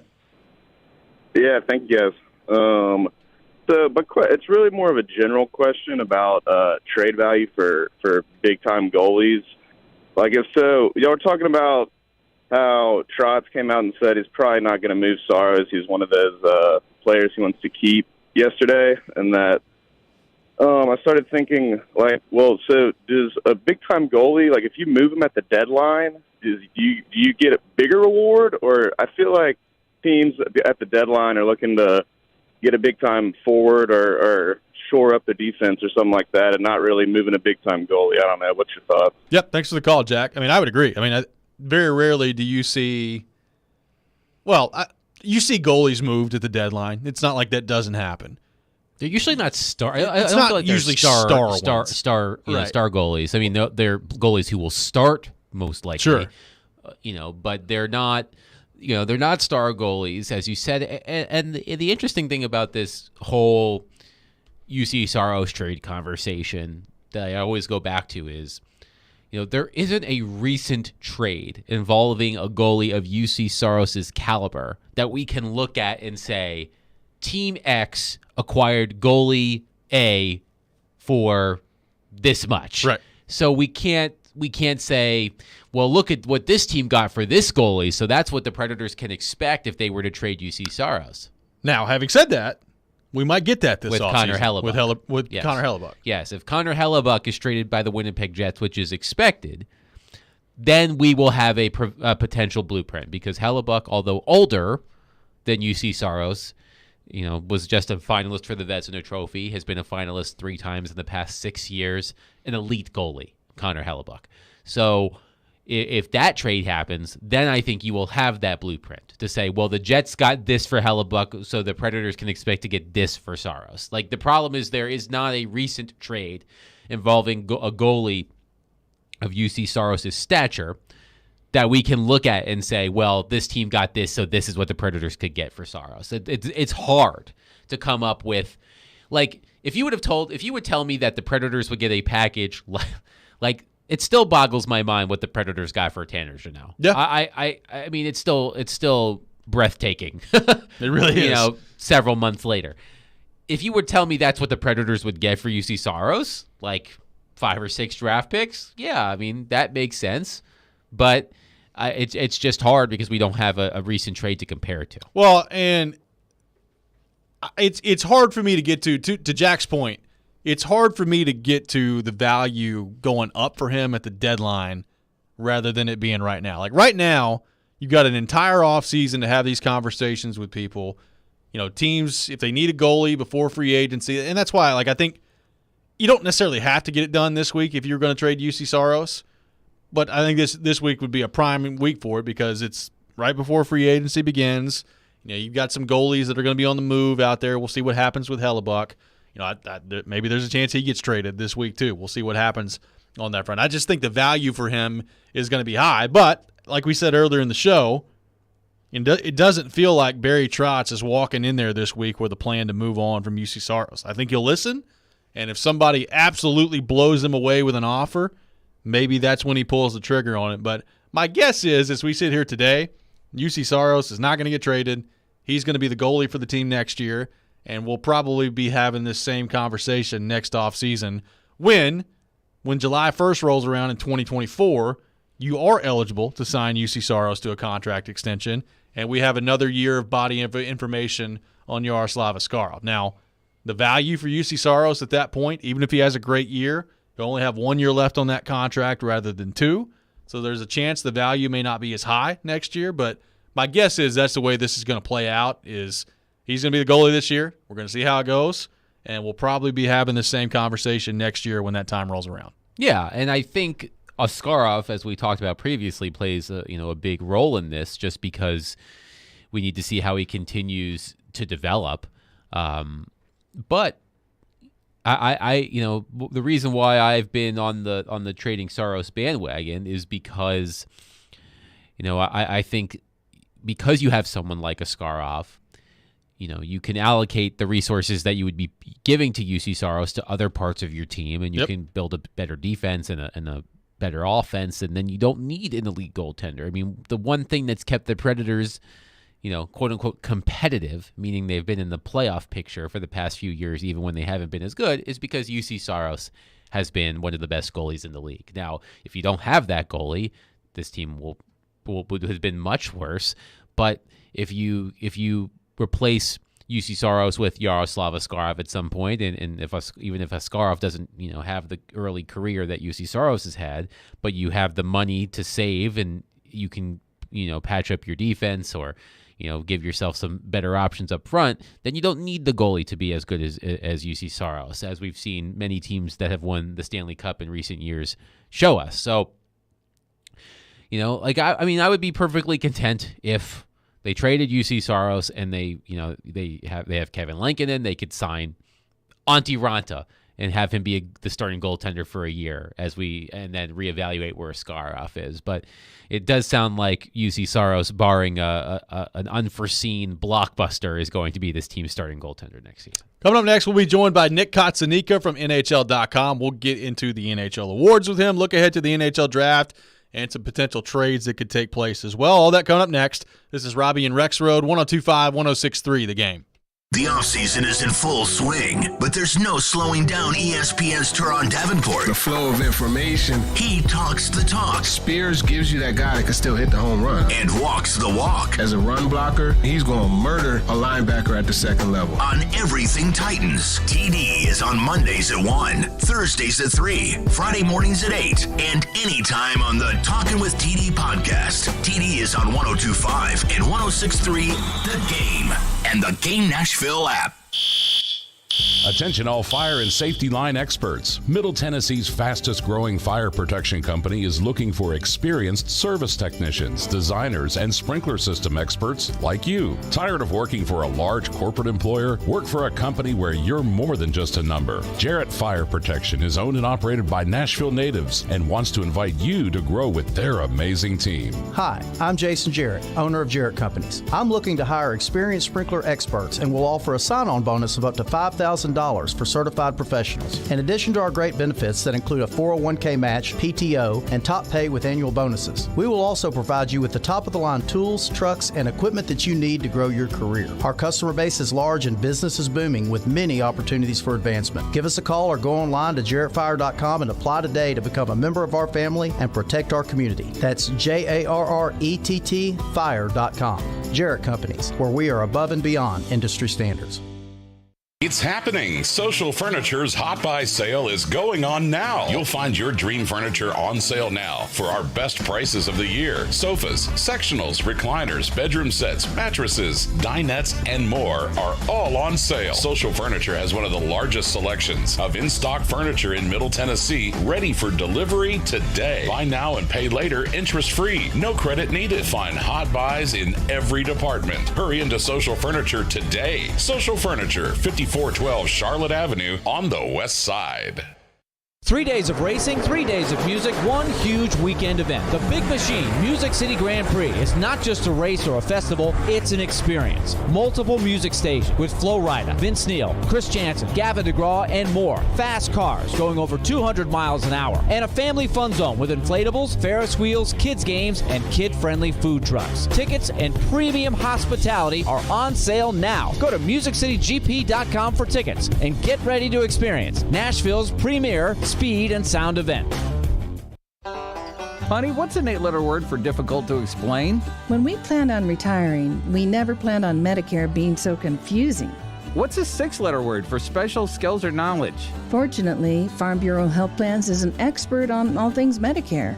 With 75 years of helping Tennesseans, they helped us understand our Medicare options. Why are these things so complicated? Talk to your local representative or visit fbhp.com. Farm Bureau Health Plans. Plan on us. They talk sports. Is he going to try and move somebody like Duchesne? Is he going to try and move somebody like Johansson? I think that Traylon Burks looks very confident out there. They talk life. I'm being nice. Chill out. I threw the empty cup into the garbage can. But most of all, they have a good time. Oh, yeah, we're ready. Chase and Michelle, weekday mornings at 9 on 102.5 and 106.3 The Game and the Game Nashville app. Hey Nashville, I'm Gary Smith, head coach of Nashville SC. You're listening to Nashville's best sports talk, 102.5 The Game.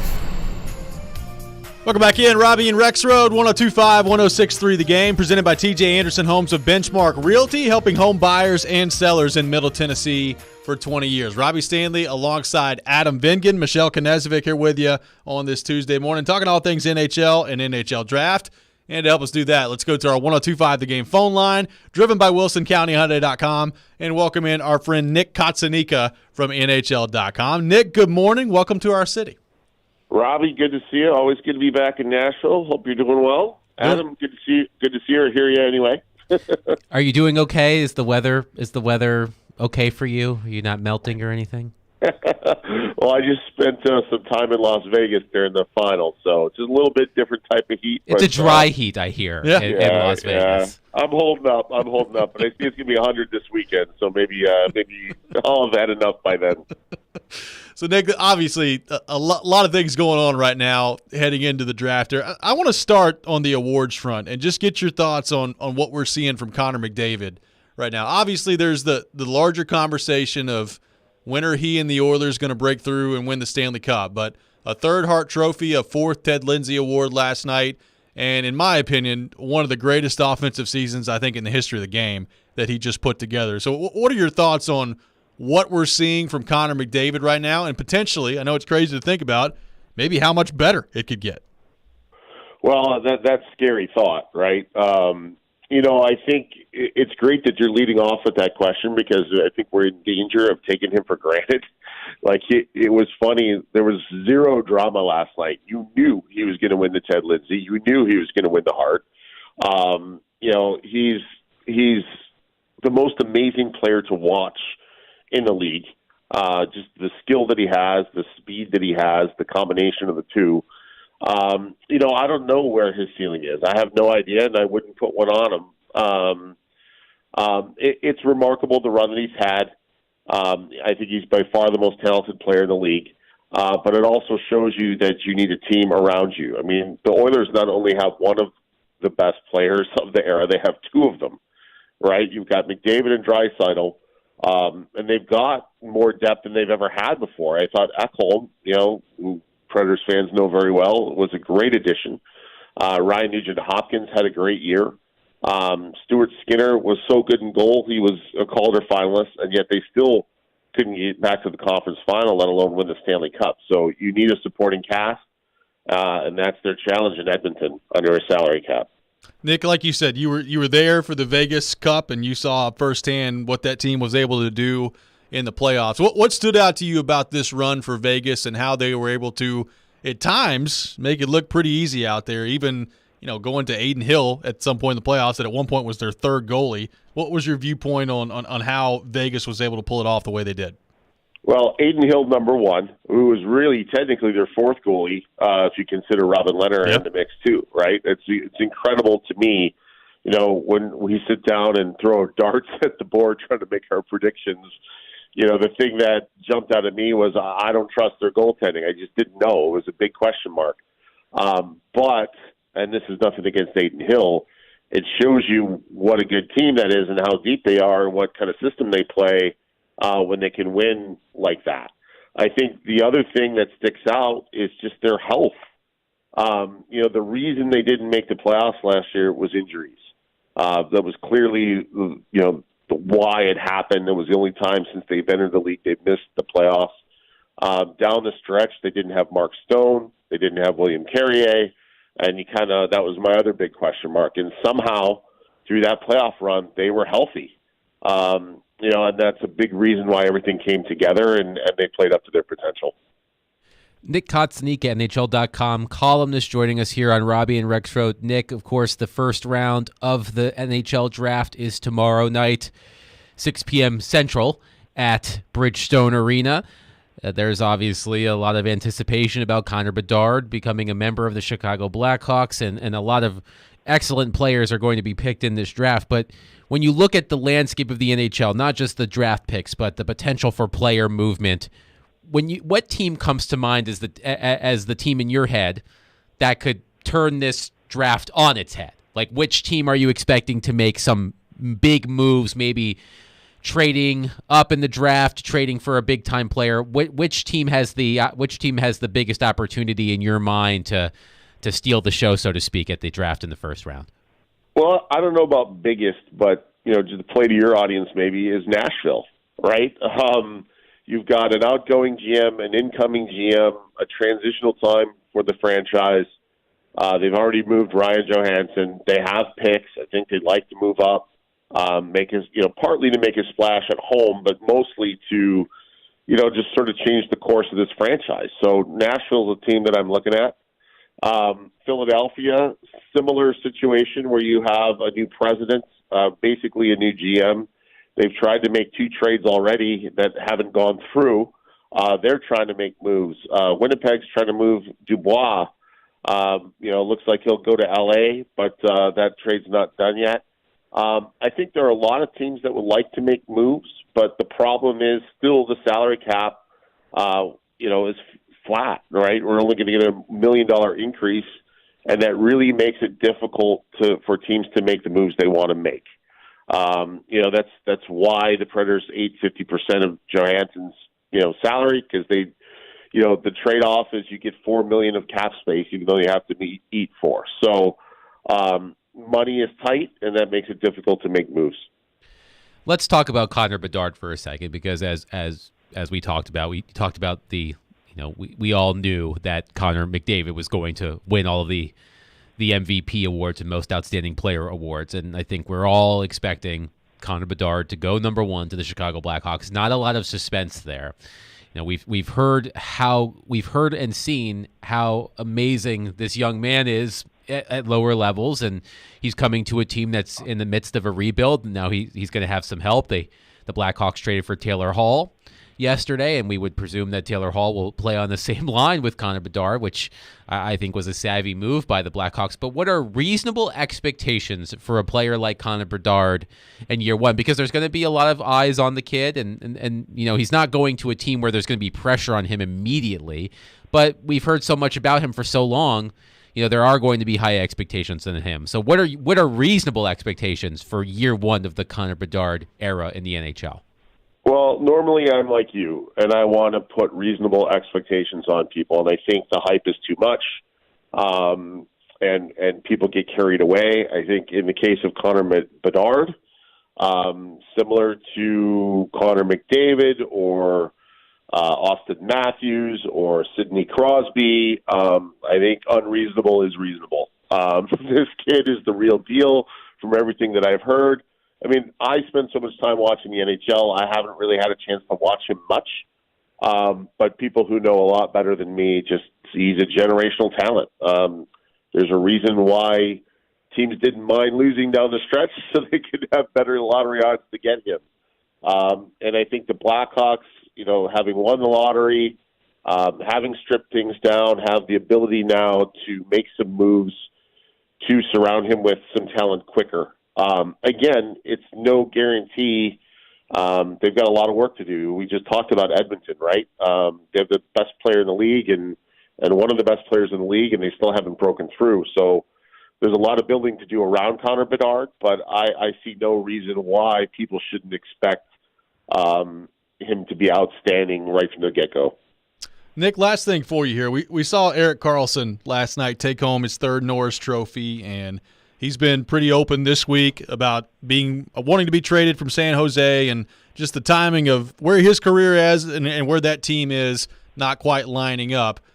How attractive do you think Erik Karlsson is on the trade market, considering, number one, he is 33 years old, he does have an $11.5 million cap hit, but he also just put up over 100 points on a bad team and won the Norris Trophy for the third time. What do you think the market for Erik Karlsson is going to be? Well, money's tight, right? So we just talked about that. So I think it's difficult just because of the size of his contract to get a trade done.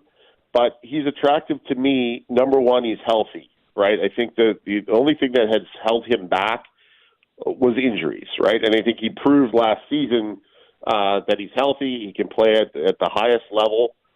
He put up an astounding amount of points for a team that wasn't very good. And 33, he's not young, but like I've seen defensemen, especially defensemen who are, play with skill and smarts like Erik, can play at a high level, late into their careers. I mean, I watched Nick Lidstrom do it.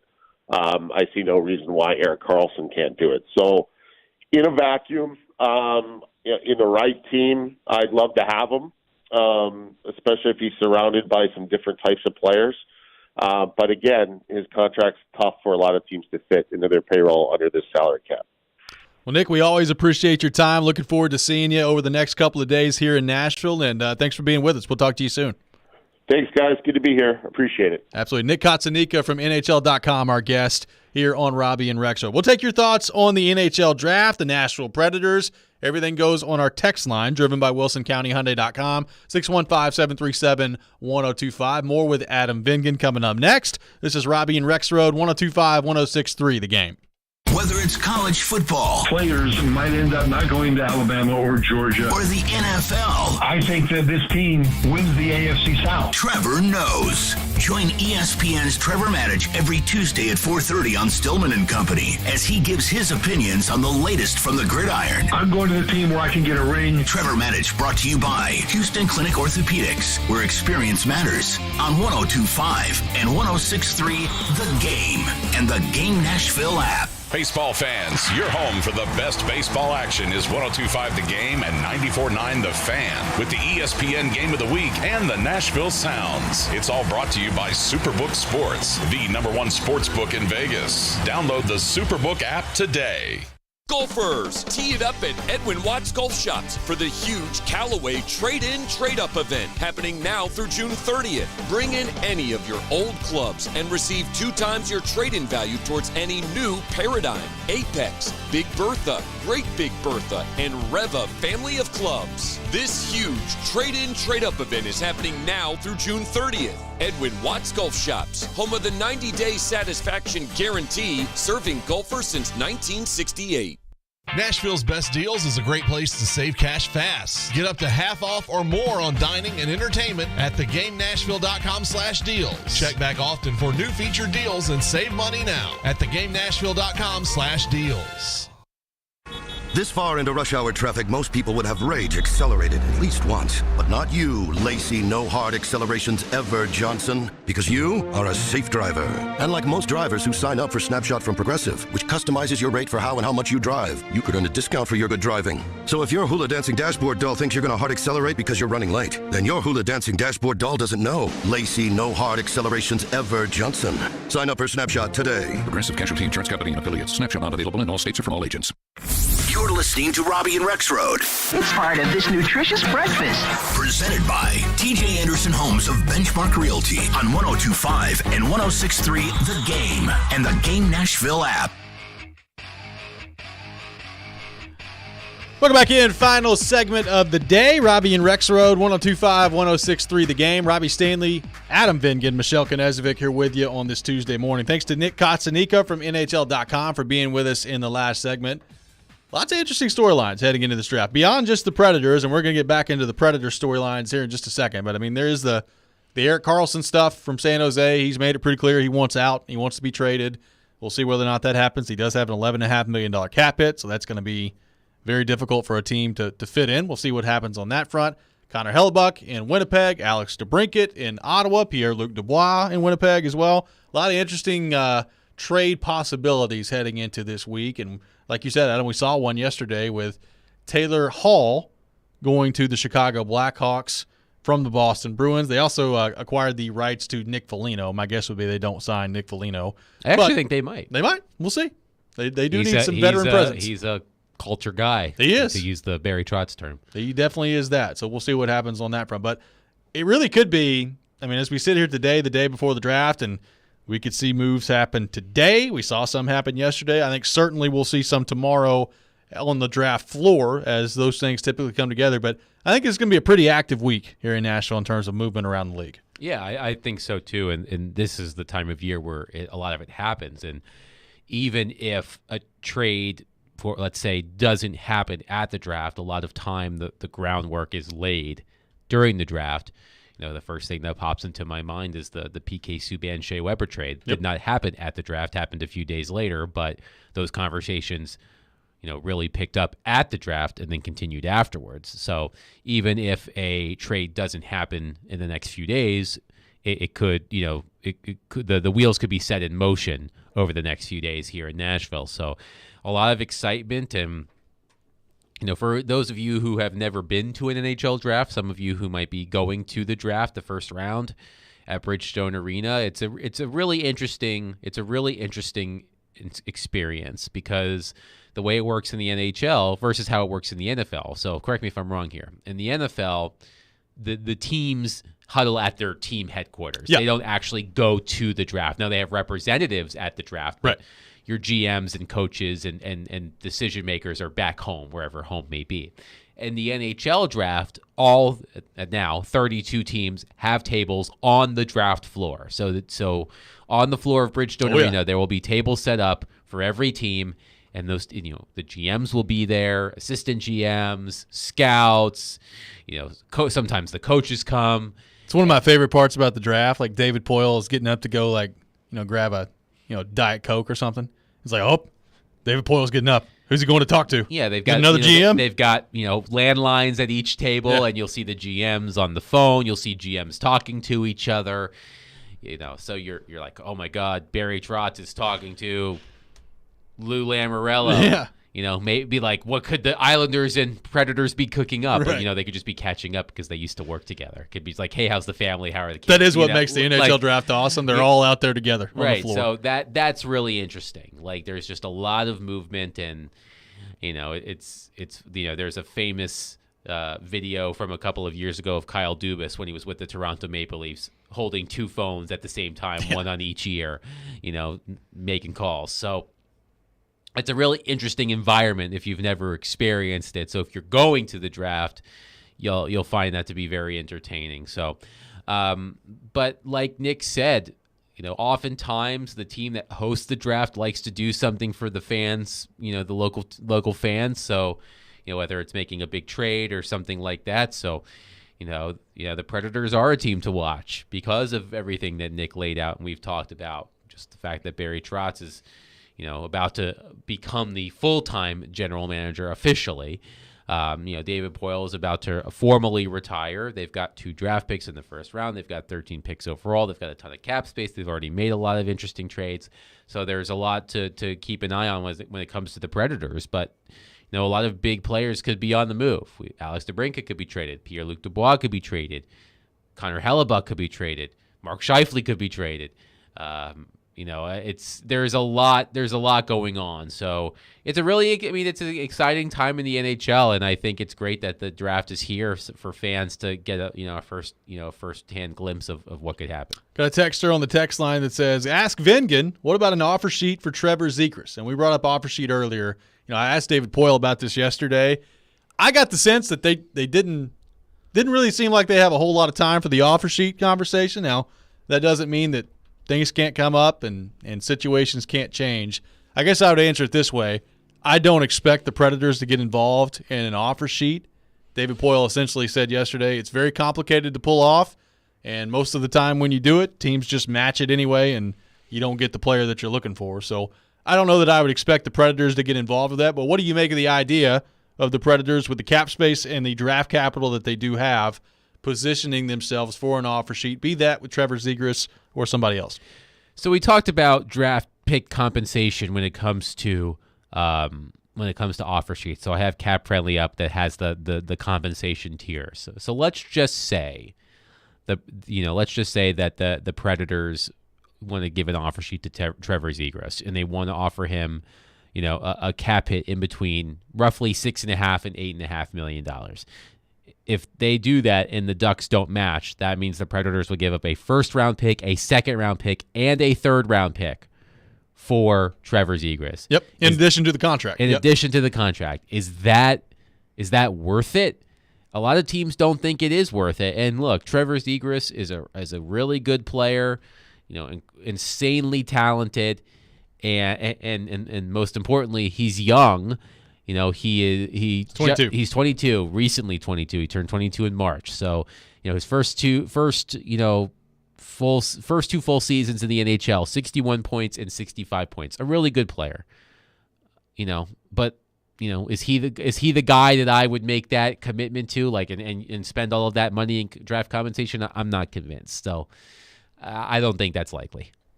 I got another texter on the text line that says, if Trotz deals a product to move up or bring in an asset, who's the most likely prospect that gets traded? I think that probably depends on where you're moving up. Like if you're moving up into the top 5, that's a different thing than moving up from 15 and going to 10 or going to 11. Like if you're moving up to like 8 or 9 or 10, it's probably going to be, hey, we'll give you the 15th overall pick plus a second rounder or something like that. Probably not going to have a prospect involved with it. If you're moving into the top 5 and you're trying to offer a sweetener, that's when I think prospects could get involved. As far as like the likelihood of who that would be, it's hard to answer that question without knowing the specific team and what they'd be asking for. But like I don't think you're creeping into prospect territory until it's probably top 5, top 6, somewhere in that neighborhood. And based on the way that things are going right now, I don't know that I see any of those teams moving out of the top 5 to do it anyway. Yeah, I feel like if you're at 15 and you want to move up to 11, right? Like that might be, I don't know who's at 11, maybe St. Louis or something. But like if you're at 11, you're at 15 and you want to move up to 11, that's, hey, for 11 I'll give you 15, I'll give you a second round pick this year and a third round pick next year. Or something like that. When you're moving like that, when you're moving up like that, it's often we'll give you more draft picks in exchange for this higher pick. So, yeah, if you're talking about moving from 15 to 3, then we're talking about draft picks. We're talking about prospects. We may even be talking about a roster player. But yeah, as you said, it's hard to say. It has to, you're talking about what team are you talking about and what are their needs. We don't know that off the top of our head. Well, and the prospects that would come to mind would be, your Evangelistas and Tomasinos and Askarovs and those guys that if you're moving up your that top high, prospects, somebody is probably going to want to target if they're giving you a top 5 overall pick. So, Look, that's what's interesting about it. I mean, Barry Trotz has made no secret about wanting to move up in the draft. Now, he did also say yesterday, hey, look, if they have to end up staying at number 15 and number 24 with 2 first-round picks, they're happy to do that. David Poyle called it one of the best drafts that he has ever seen on paper in his history of doing this. So I think they feel good about the draft and the depth, and they could get some really good players. I think David Poyle called them foundational pieces at 15 and 24. So, there's a chance they come around and they just use their picks, and that's what it's going to be. I do wonder, though, like what price is Barry Trotz willing to pay to move up into the top 5? Like if that's his goal and he's set out on getting into the top 5, it's going to cost you a lot. How high is he willing to go in order to do that? And who specifically is he targeting? That's the other thing. Like we know Bedard's going 1. I feel pretty confident about Adam Fantilli going number 2. So who are you targeting if you're David Poyle or if you're Barry Trotz after that? Like it could be Leo Carlsson. It could be Will Smith. There's personally, I'm rooting for Will Smith. Yes, the memes write themselves. Yes, they do.